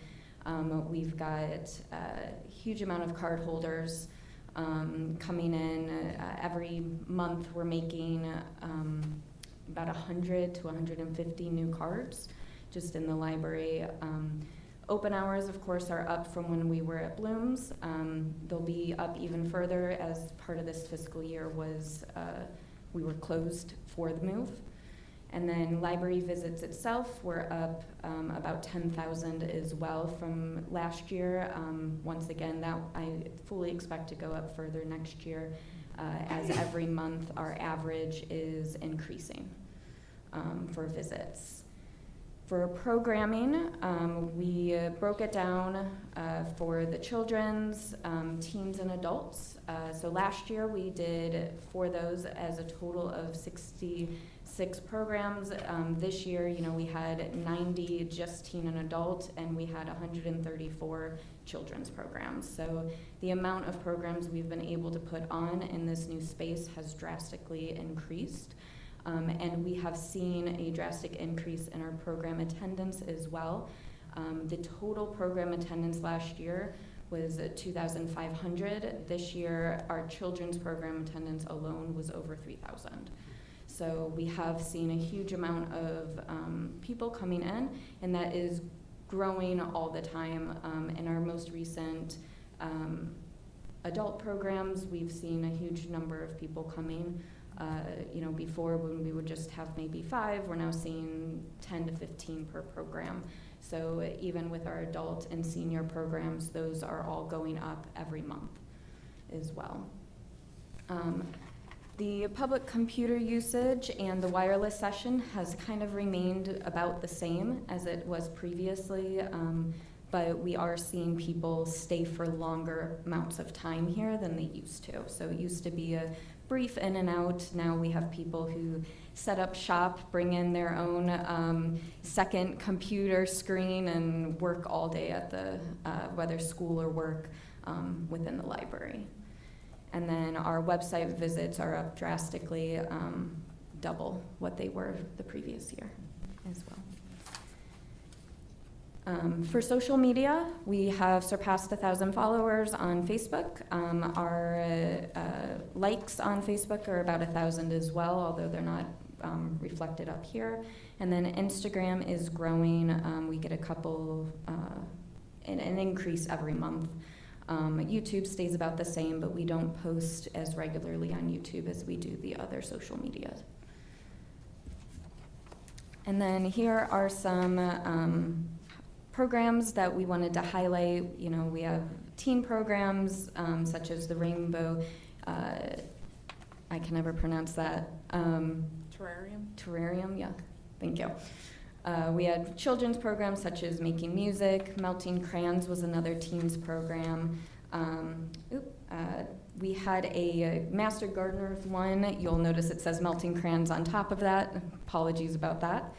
And then our Builders Club is probably one of our most popular new programs. We bring a bunch of tables into here. We have a bunch of children and their parents that come, and they are given a theme every month and to build out of Legos. And then throughout the month, we have them displayed in the library for people to kind of see them and get them interested for the next month.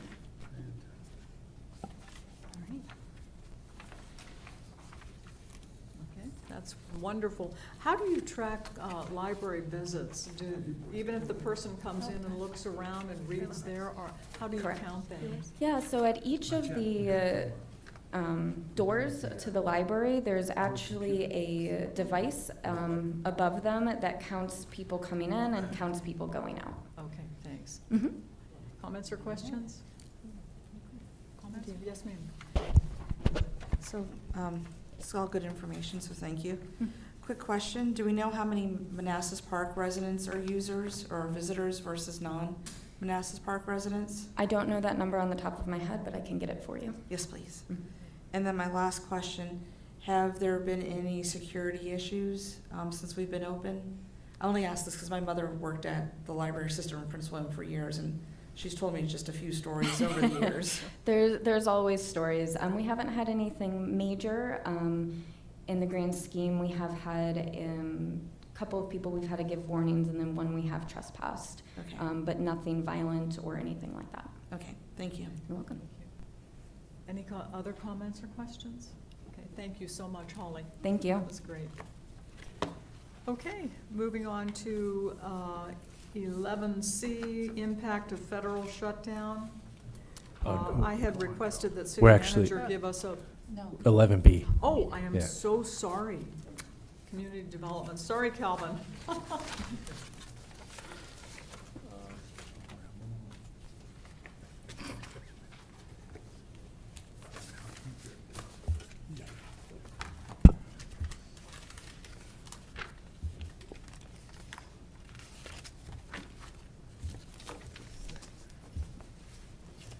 Good evening again. I'm Calvin Odell, the Director of Community Development, here to present my FY23 performance review. We'll start with some utilities activity. We did have the 2 Railroad Drive culverts rehabilitated in FY23. It started around December, was completed around March. We had an EPA audit of our MS4 program. That was a big surprise to us. It was not a warning ahead of time. We got about 30 days to put data together, and then they showed up for a site visit. We are submitting final comments on that. First round of the UCMR 5 water samples was in FY23, and that was the PFAS was included in this round of UCMR 5. AMI contract was awarded and the data collector units installed. Meter replacements will start in FY24. There's huge lead time on meters. The industry's just reeling, trying to get especially this number of meters out. But this AMI is I don't know if you guys have seen, but the actual antennas, radios are already installed, so we're just waiting the meters to come in. We have 5 on-call engineering service agreements implemented. So we now have 5 engineers that are working on call for the city, and we had our ISO visit completed as well.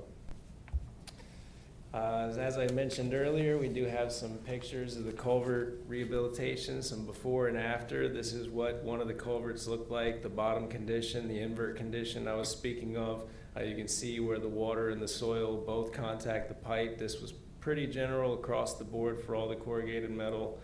There was just nothing left of the bottom. And then you can see it was, the pipes, because of the roughening in the bottom, they were holding debris and not draining all the way through. But after they were done, they look like this. So it's very nice to have culverts looking like this. You can see on these, there's about 3 inches of material that's sprayed inside of the culvert to strengthen it. There's also, in areas, there is reinforced steel repair. And before they do any of this work, they go in and they grout the voids around the pipe to make everything structurally sound, make sure soil migration is stopped. But it's very nice product, and I feel very comfortable now that all of this is out of the way. Water main repairs was not an incredibly busy year. This was about an average year. But as you can see, we don't really ever have any water break activity east of Route 28. That's mostly ductile iron pipe in those areas. Every once in a while, somebody will run a pneumatic missile into a water line or something like that, and we have to initiate a repair, but it's mainly in the original township where the infrastructure is struggling. It's a different type of pipe, and it causes us problems. Water distribution, purchase statistics. This is always an interesting slide because this one has flip-flopped for the past 3 years. When you look at what we actually purchase, the amount of water we purchase versus the cost, because of our costs are so tied to capital improvements, anytime there are major capital improvements with Manassas Water, or anytime there are major capital improvements with Fairfax Water, our costs spike. So Like I said, this flip-flops and has flip-flopped for the past few years. This year, we had a massive cost decrease on the Manassas side with a very minor amount that we took decrease. And then on the Prince William side, we had a pretty substantial gallon, T-gal increase from what we took and a substantial cost increase. But it's very difficult when you look at these statistics to decide where you're going to go with your water rates. Major fleet highlights and activities, continued onboarding of the enterprise vehicle purchase program. We actually onboarded 19 vehicles this past year. It takes a lot of work for the guys at the shop, especially Tommy, but also assisting departments with their vehicles, with their upfits. We aiding the finance department with the enterprise purchase program, and we've been installing the AVL systems, the AVL trackers in all the city vehicles. Once that project is done, it'll just be adding them as the vehicles are onboarded. But also continuing with the Asset Essentials software implementation. Fleet has done an excellent job of capturing their hours into the new work order system. We'll take a look at some of that data in the next few slides. Aiding other departments with Asset Essentials. Since Tommy is such an expert on Asset Essentials now, he helps out the other divisions with how to use the system to their best advantage. And aiding and putting together the vehicle surplus auction. We just had a major surplus auction of vehicles this past week, and that wasn't in FY23, but we're getting better and better at it all the time and bringing in good money for some of these vehicles. Starting to work on implementing the city's Easy Pass program so that employees can take an Easy Pass with them, when they're going on trips. This is some of the data that we get out of Asset Essentials. This is taking a look at labor hours by category. These are the different work categories that we've implemented into our fleet work order software. Administrative has gone up quite a bit. That's both because probably the hours of work orders on actual vehicles are going to decrease as the fleet gets newer and newer. But also the running of the fleet program, working to get these vehicles ready for auction and things like that. Have a note here, this administrative category is something that we discussed when we were implementing Asset Essentials and implementing a work order system. We didn't want to leave hours on the table. So administrative pretty much covers anything that Tommy's doing with enterprise fleet work, when him and his assistant are doing inventory, parts ordering, parts intake, meetings, staff meetings, and other tasks that are not asset specific. So all of these other categories specifically involve an asset that's in the system, a vehicle that's already in the system. So all of these other hours are actually allocated to a vehicle. And again, the one thing that I noticed that's kind of hard to notice on this is if you look at your dashboard warning light numbers, they've dramatically dropped. I always say, when your car's out of warranty when the dashboard warning light comes on. So as we implement a newer fleet, we're having less and less problems to deal with like that. This is labor hours by department, and this is, probably no surprise. Spend a lot of time on the police fleet is the largest portion of our fleet. Public Works, during snow years, probably spend a lot more time on the Public Works vehicles than non-snow years. And then again, fire department, a lot of apparatus work, a lot of attention to those actual large apparatus. What did I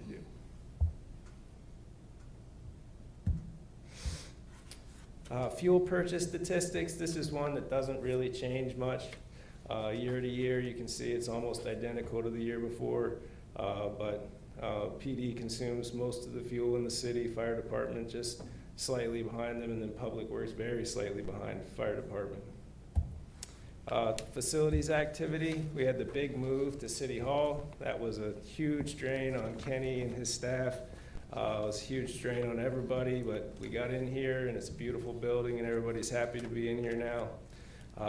monitoring the punch work and the troubleshooting issues here, and then working cooperatively with schools on various aspects of facilities management, and training our new deputy facilities manager.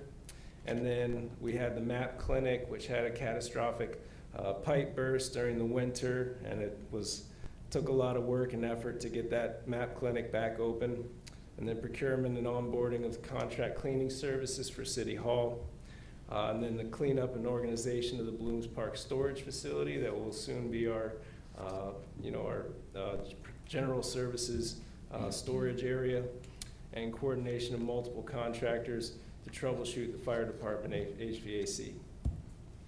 And again, we take a look at some of the data that we can get out of Asset Essentials. This is labor hours by category. And the same holds true with this slide. You know, we have an administrative category that sort of accounts for all the stuff that's not associated with a location or an asset. So all the stuff that Kenny does that's not specifically tied to work for a building or for an actual unit at a building. And then outside of that, you can see that the vast majority of it is cleaning. We spend a lot of hours cleaning the various facilities around. And then HVAC is always going to be relatively high. That's a spring and fall favorite. And again, administration on the facility side includes, procuring and scheduling contractors, work order system maintenance, invoice processing, meetings, and other tasks that are not specific to a location or an asset. Labor hours by department. Was happy to see it was not a really bad year for the PD. We've had a lot of HVAC difficulties for the past few years at PD, but we didn't have that many this year. A lot of time spent at City Hall this year, which is no surprise, moving into a new building. And then a lot of work at the fire department to try to get the HVAC system squared away. Solid waste activity. New bin and cart, pretty much requests across the board have gone up, but fortunately the complaints have mostly gone down. But we've been very busy handling bulky item pickup requests, very busy doing new bin and cart requests. Hosted 3 household hazardous waste events this year. That's something that we're very happy about. It had gotten very expensive. It had gotten very difficult to even have one. But this is really convenient for our residents to be able to have multiple times during the year when they can get rid of their household hazardous waste. We amended the solid waste ordinance to address yard waste. And we implemented a Clean Streets initiative to sort of ride around behind Patriot as they collect trash and see what some of the issues that other people are reporting to us actually are. So we've been following around behind Patriot, had some videos to show, but they were giving me big troubles on PowerPoint. So I'm gonna spare you the videos this evening. But that Clean Streets initiative taught us a lot about where the trash is coming from and how it's happening. This is just some images from the events. We have an average cost per household hazardous waste event of $24,000. We held the first one, at our Public Works compound, and the attendance broke all the previous records. We actually had 139 cars attend the event. That was good. Now we've gotten that cost down to $16,000, and that includes our DPW staff costs. So we're saving over $7,000 an event. And we will continue to have as many household hazardous waste events as we can afford. Looking at what we actually collect during these events, these are all the materials on the left that we're actually able to collect at an event like this. Propane containers, I guess that's pretty popular. Like, a lot of people don't know what to do with propane containers. And you can actually refill them for anybody interested. There are places in Manassas that will refill a propane container if you don't want to participate in the exchange. But we've actually 65% of the materials collected were recycled, and that's a positive. But 18% of what we collected was fuels, fuels blend, and then 12% of it has to be incinerated. Looking at the bulk waste collection, these are when people call in and they have things that will not fit in the normal trash. 1,154 total bulk items in FY23. 560 of those were furniture and 365 were bedding. And only 72 were appliances, but again, TVs and things like that contain mercury can't be picked up through this program, so those have to be treated specially. Solid waste, glass, and cardboard recycling, we now have Purple Can. And we also have, the dumpsters are available at Signal Hill Park. We're still working on getting more of these recycling dumpsters throughout the city. But we actually have a cardboard recycling dumpster and the glass recycling dumpster, the Purple Can Club dumpster. And the modifications and purchase cost of that was $7,500.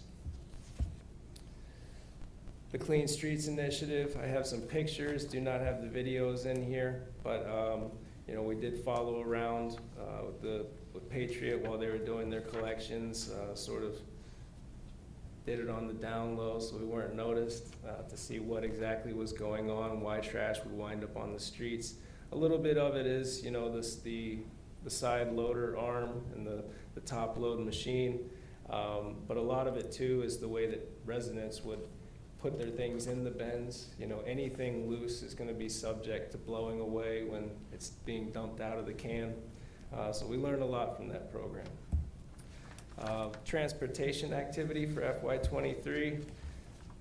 There's a lot of data here. I will let you ask me questions afterwards if you want to look. I'll just try to hit the highlights.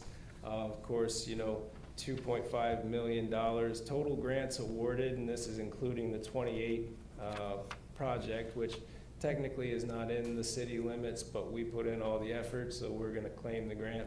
$36,752,213 in total grants money. That's pretty impressive. And again, 24 million of that was for Route 28, but all in total, a little over 8 million for the VRE garage, and that's also very impressive. That was a frantic effort to get that last 6.1 million, and you know, everybody's happy that we didn't have to maneuver funding from our budget to finish funding that project. Very. Total transportation projects. This is more of the July 2021 to present because nothing happens in a year in transportation. But the Connor Drive extension, a little over 2.7 million in cost for that project. Upper Kent came in just over $1 million, but a lot of smaller projects, and our 22, 23, and 24 paving program will combine for over $1 million worth of paving. That's a big positive.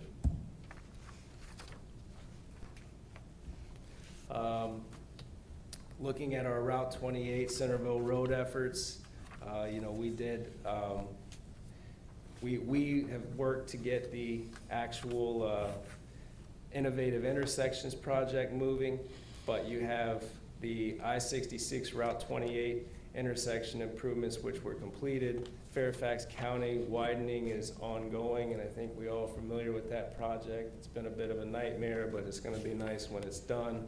The bypass project is still in that getting ready for implementation phase, and you know, in this area especially, the innovative intersections that we've already had phase 1 funded and approved.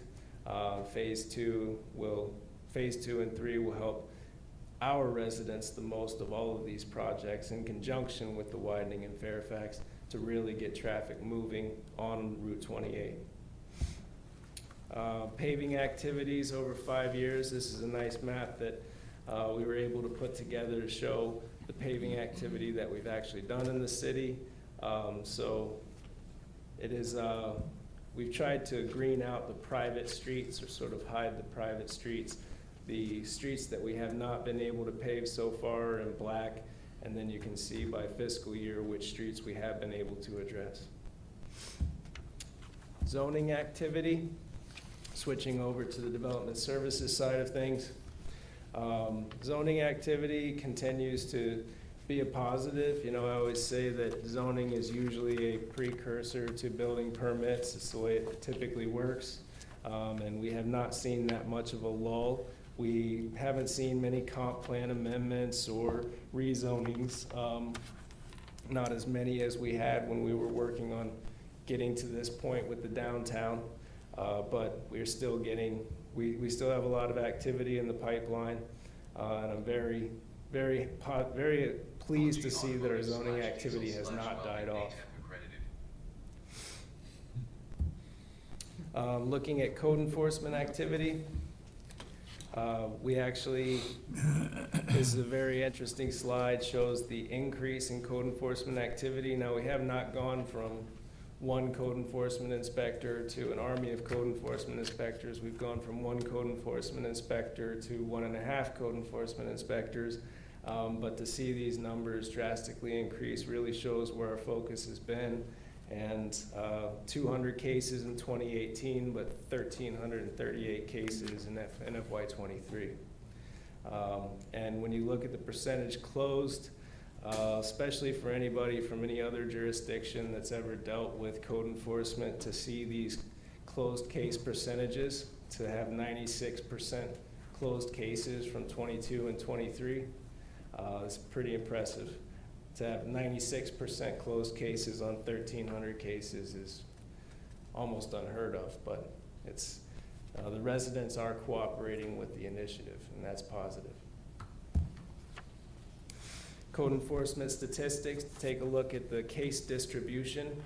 Not many drastic changes. I did change this to this slide to reflect, so we were capturing everything trash and garbage as trash and garbage. But now that we are actually enforcing the solid waste ordinance, we've broken this out into 2 different categories. We have solid waste ordinance violations and then trash and stuff in the yard.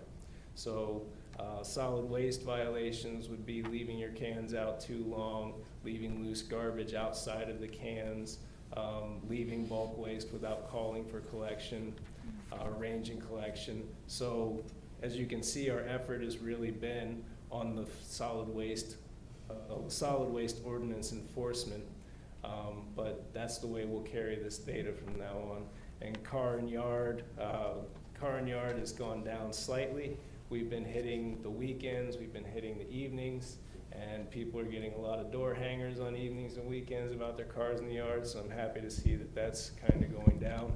And just to note though, so 23 is based off of 1,300 cases, so these percentages you can see, so even though solid waste, you know, pretty similar to last year as a percentage, the totals are dramatically more because you're going from 400 to 1,300 cases.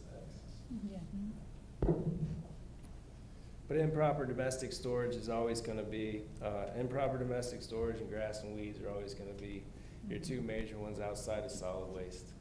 Those have never changed. That's, grass and weeds will massively spike during any housing crisis, and you know, improper domestic storage doesn't sound familiar to most people, but it's anything that's not supposed to be in the yard that's in the yard. This is our code enforcement coverage map. This is using the AVL technology that is in, this is just one of the cars, our primary code enforcement vehicle. We have another vehicle that we use from time to time, but that one is shared with the assessors, so it's not, wouldn't be accurate to show that vehicle at this time. If we get another code enforcement vehicle, we'll show its activity too, but this was just 1 month, from June 1st to June 30th. And this is, you can see every single street in the city was hit, and the dots represent stops. So the coverage is all over the city and the stops are throughout the city. We did start our inoperable vehicle towing, so we have some nice images of that activity.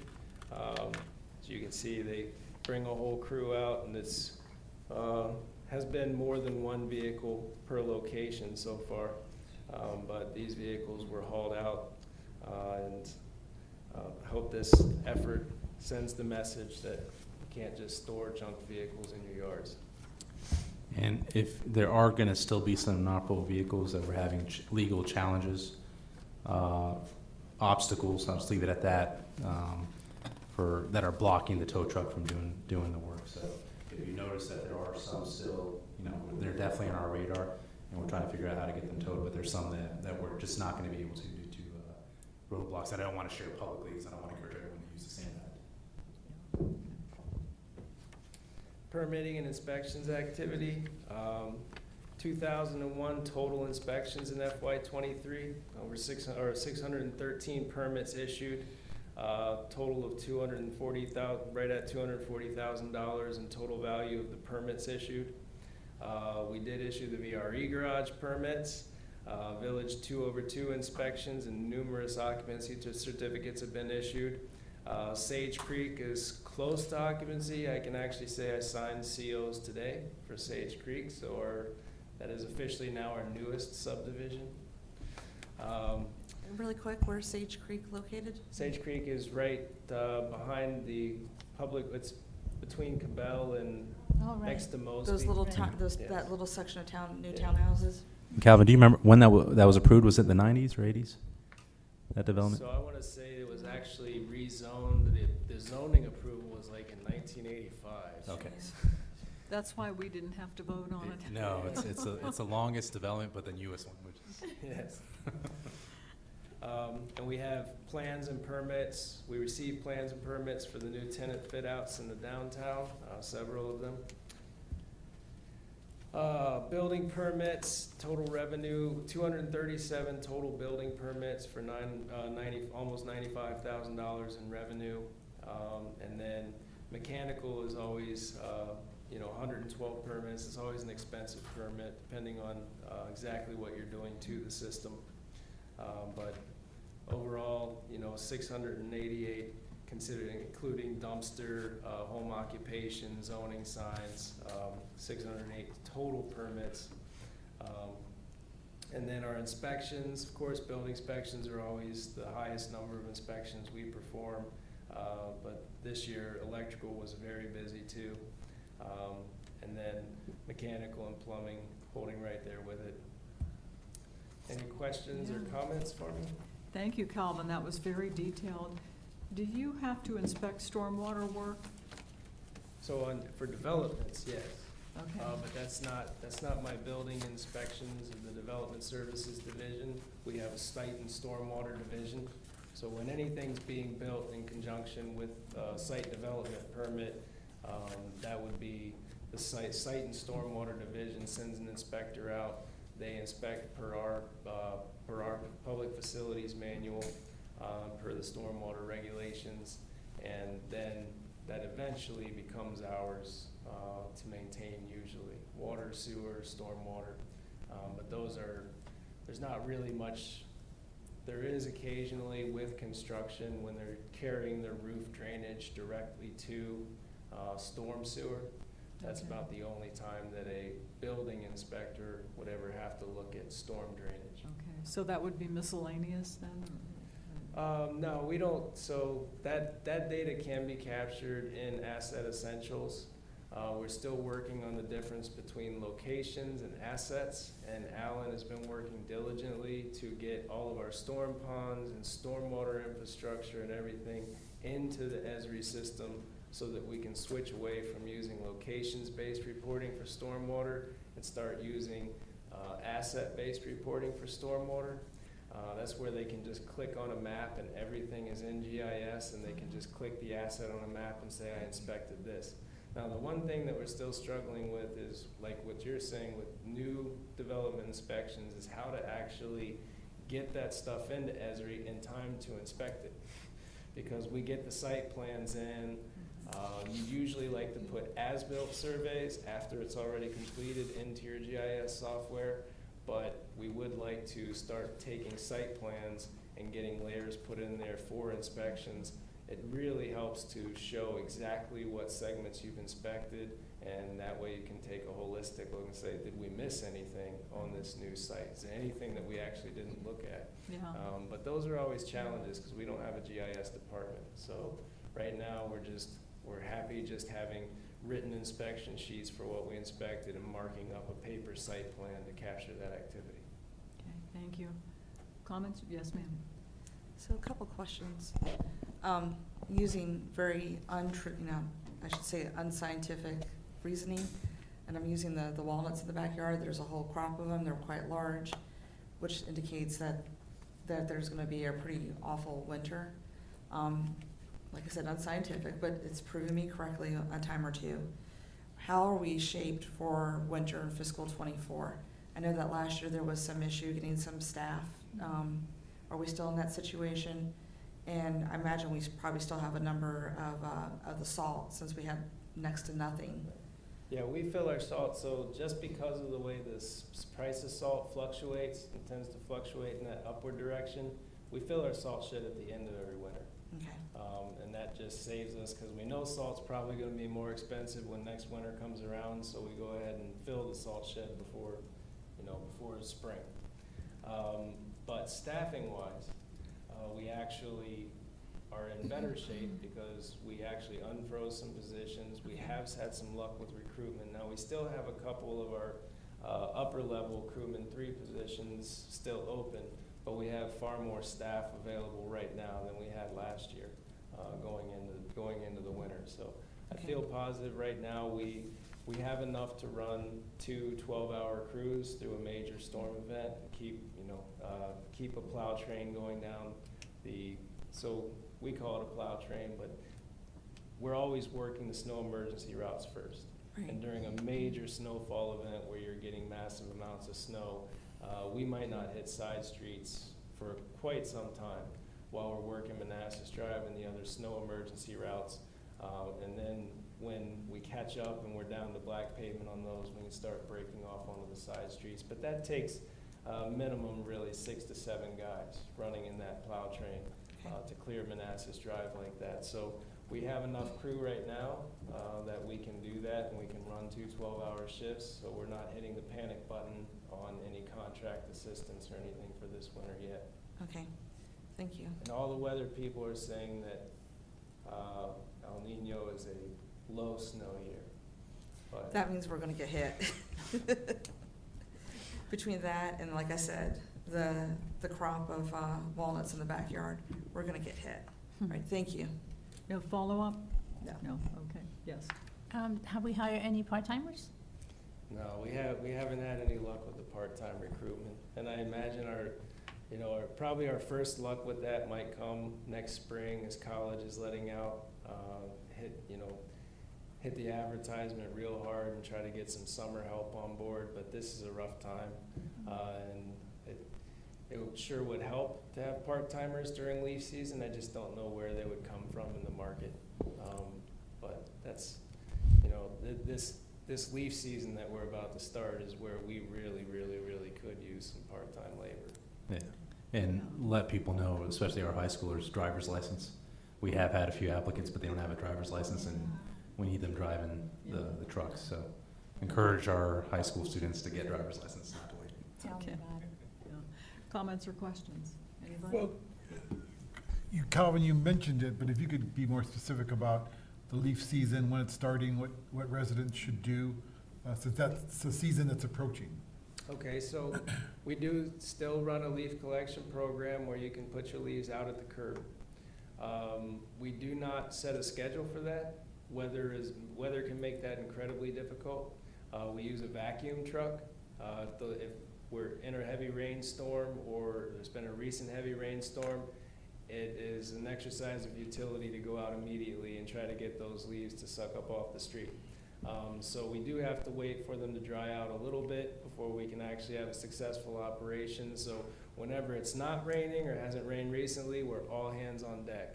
We unfortunately now have to haul the leaves it's a total round trip, about 35 minutes to haul the leaves. So the truck goes down as many streets as possible, gets filled, then we have to haul them somewhere to dump them.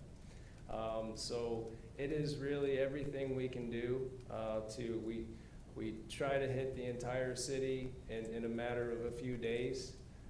But with this new distance that we're having to travel to dump leaves, it's becoming quite a challenge. So we just tell the residents, you can set your leaves out anytime. There is no schedule. We will get to them. We do go down every street, and we will eventually get to them. But we can't promise you when that's going to be. Should they be raking their leaves onto the street or keep it Yes. on their property? No, raking them onto the street, because we don't want to enter onto private property. We don't want to trespass on someone's property. We don't want to risk damaging someone's property. We work in the street and we drive the truck along the edge of the curb. We suck the leaves up with the vacuum truck. Guy has to get out there, and especially when they're the least bit moist or damp, we have to kind of scoop them up into the vacuum. But it takes, on a nice dry day, if we had a closer place to dump, we could easily hit the entire city in a few days. It's proving much more difficult to do that now that we have to actually transport the leaves out of town, so. And will Patriot pick up the leaves if we put them in paper If you bags? put them in a yard waste bag, a compostable yard waste bag, Patriot will pick them up. And this place that we take them 35 miles away, I'm hoping, It's not 35 miles, it's about 35 minutes from. 35 minutes, so- okay. It's a recycle center. They're making So we've been taking it mulch. to a composting facility where they're doing soils, they're doing topsoil, they're doing compost, they're doing mulch. Okay. Thank you. Yeah. The leaf collection has really been popular with residents over the years. Yeah. Yeah. Comments or questions? Just the one quick one. I think it was slide 26. Project, the VRE project with pedestrian crossing.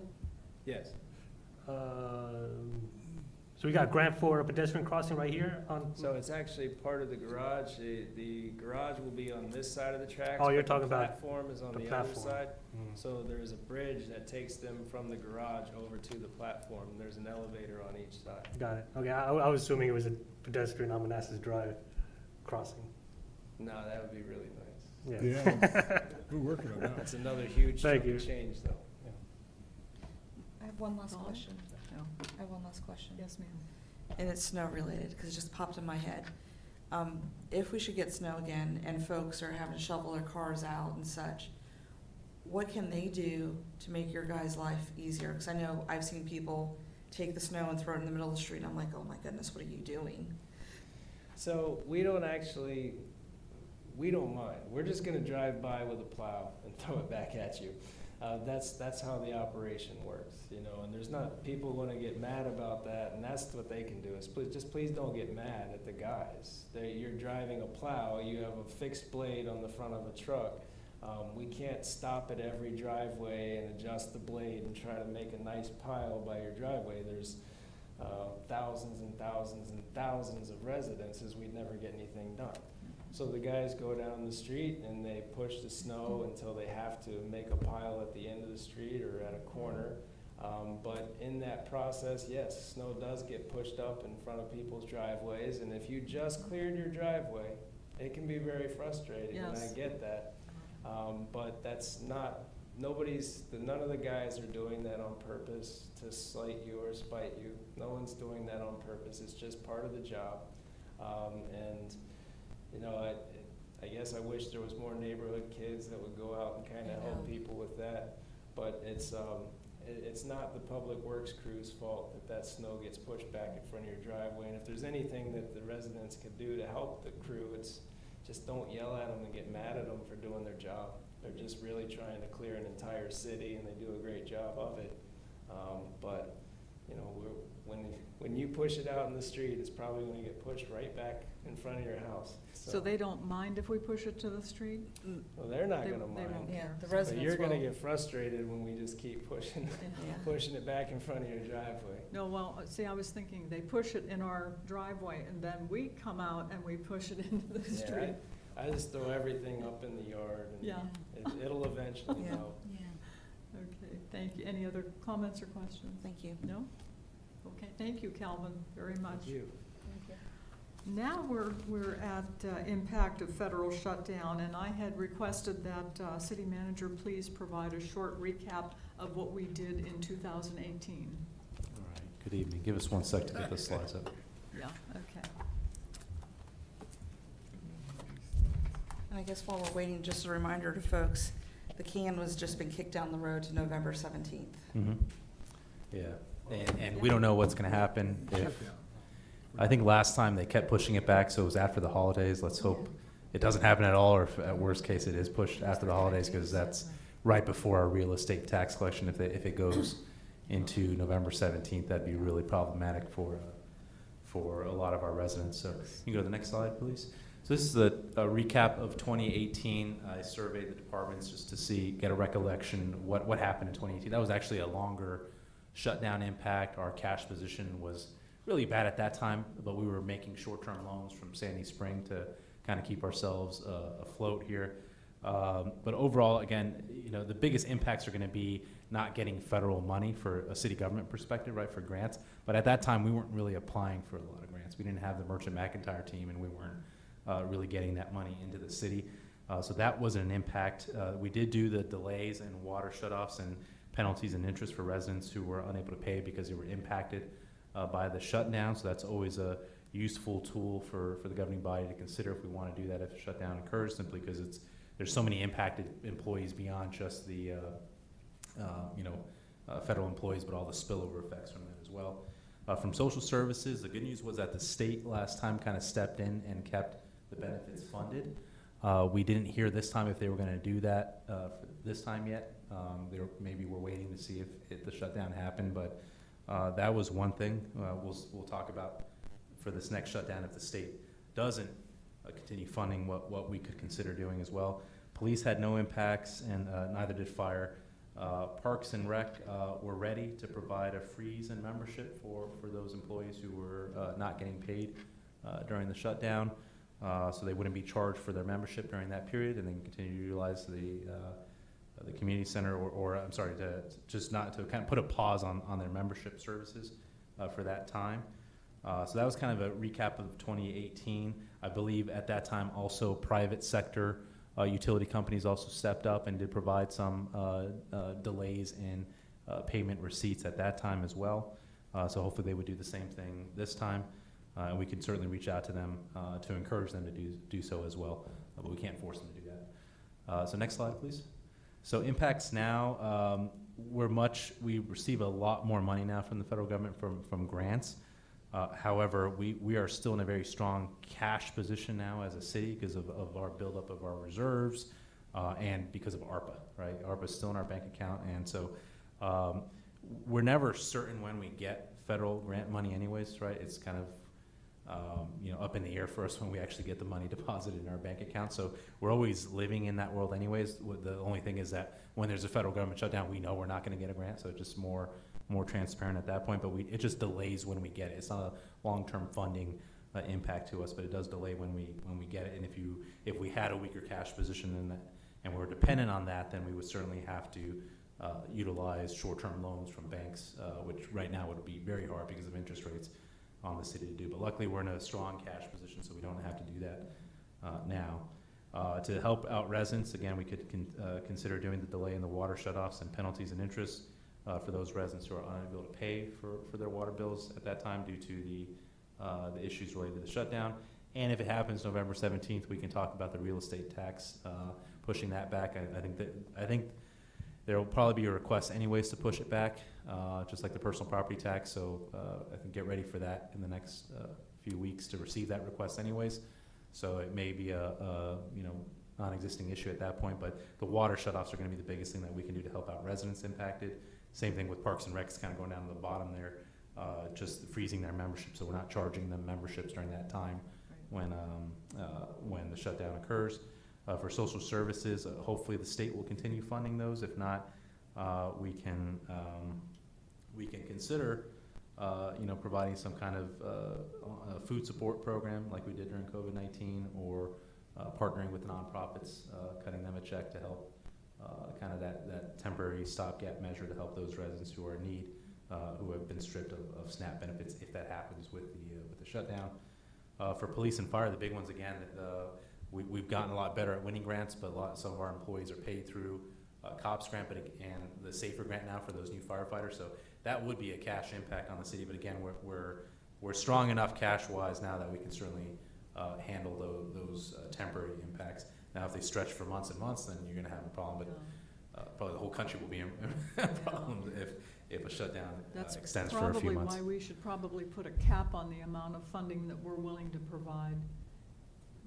For If we have to dig, you said we're doing very well fund-wise. Oh, yeah, but I wouldn't want to furlough our employees simply because we're not getting federal grants. I don't think we have to. We have a strong cash position. I'm saying for what we provide, for the food support. Oh, you're talking about for the food. Yeah, Yes, that's purely yes. optional that for you all Yeah. to consider. But we'd want to come back with some more data on how that would occur. Right, I'm just right. listing options right now. We're not Okay, going into okay. specifics here of what would occur. But I'm saying, when we do decide what we should be spending, there should be a cap on that. Sure, yeah, Yeah. absolutely. I would have a fixed amount that we Yeah. provide Okay. a nonprofit support for to help cover our residents during that time. Yeah. And so that's it. That's all I have for potential impacts. So again, it's pushed back, like Councilmember Hampton said, to November 17th. There seems to be a lot of turmoil right now. I think the Speaker of the House got tossed out today as well, so I'm not sure what's going to happen here in November with that. And but hopefully it doesn't happen, or hopefully they push it until after the holidays to not do it right before Thanksgiving for federal employees. That would not be a good thing to do. Yeah. That's all I have. Okay. So, Okay. I think we have until the last meeting in October to think about what direction we would like to take. It would be nice to have suggestions. No, you have till the second meeting in November, or we don't even know then, because November 17th. Yeah, what I meant was, it's not that that's a deadline, but it would be nice if we could be thinking about it and provide some suggestions by the second meeting in October. These would be the suggestions. The only one I would hold off on is the food support, because I would make that decision real time if a shutdown actually occurs, and we hear from the state that the state's not going to cover it. Then that becomes a decision point that we have as a group. I mean, everything else I would. These are my recommendations. We delay water shutoffs. Penalties and interest for water. If it happens in November, we delay real estate taxes. So the problem is November 17th, we would probably have to have an emergency meeting to kind of actually enact those things, because some of those require, like the real estate one, it might be pushed back anyway, so you may not have to, but if we didn't push it back and November 17th comes and we have a government shutdown, we may just have to have a special meeting to take some official governing body actions at that time. November 17th. Yeah. Okay. And that is after, hold on, let me check here. We have a meeting I'm sorry, what? We have a meeting on the 8th. Yeah. This is the 14th. Yeah, so we don't have a meeting, because the 17th is literally the Friday before Thanksgiving. Okay. So it would be very hard to respond to that. It would be very difficult, yeah. But you're certainly welcome to provide me direction for other items for what you'd want to do, so we can be ready. That's what I was thinking, that we could provide direction either through email, through tonight, or through email. Yeah. If we have time to think about it, I think giving our city manager the emergency discretion to do some things, Yeah. I feel comfortable, so. Yeah. Absolutely. So, Can you recommend a cap? Sure, I'll come back with like a budget, sure. Yeah. So it's more of a, not a question or a recommendation or suggestion for us to discuss.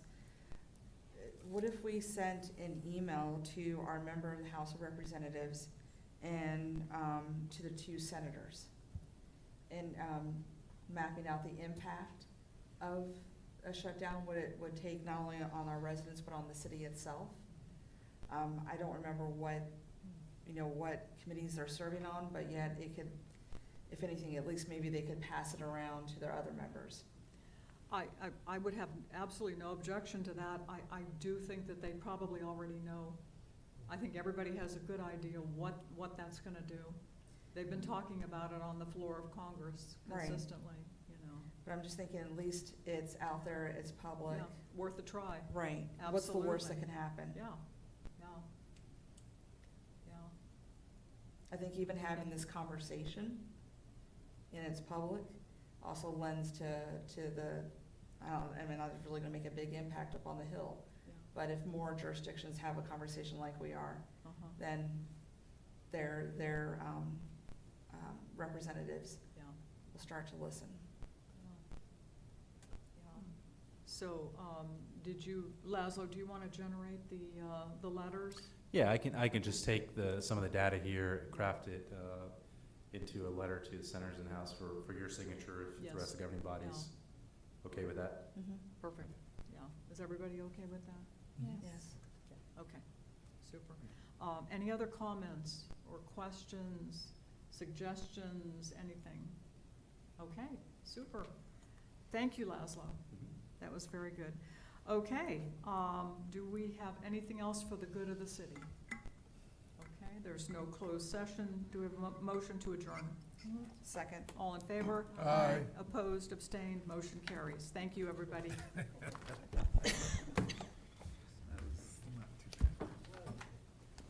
Hey, Lasso, when are we getting the monitors? Which ones?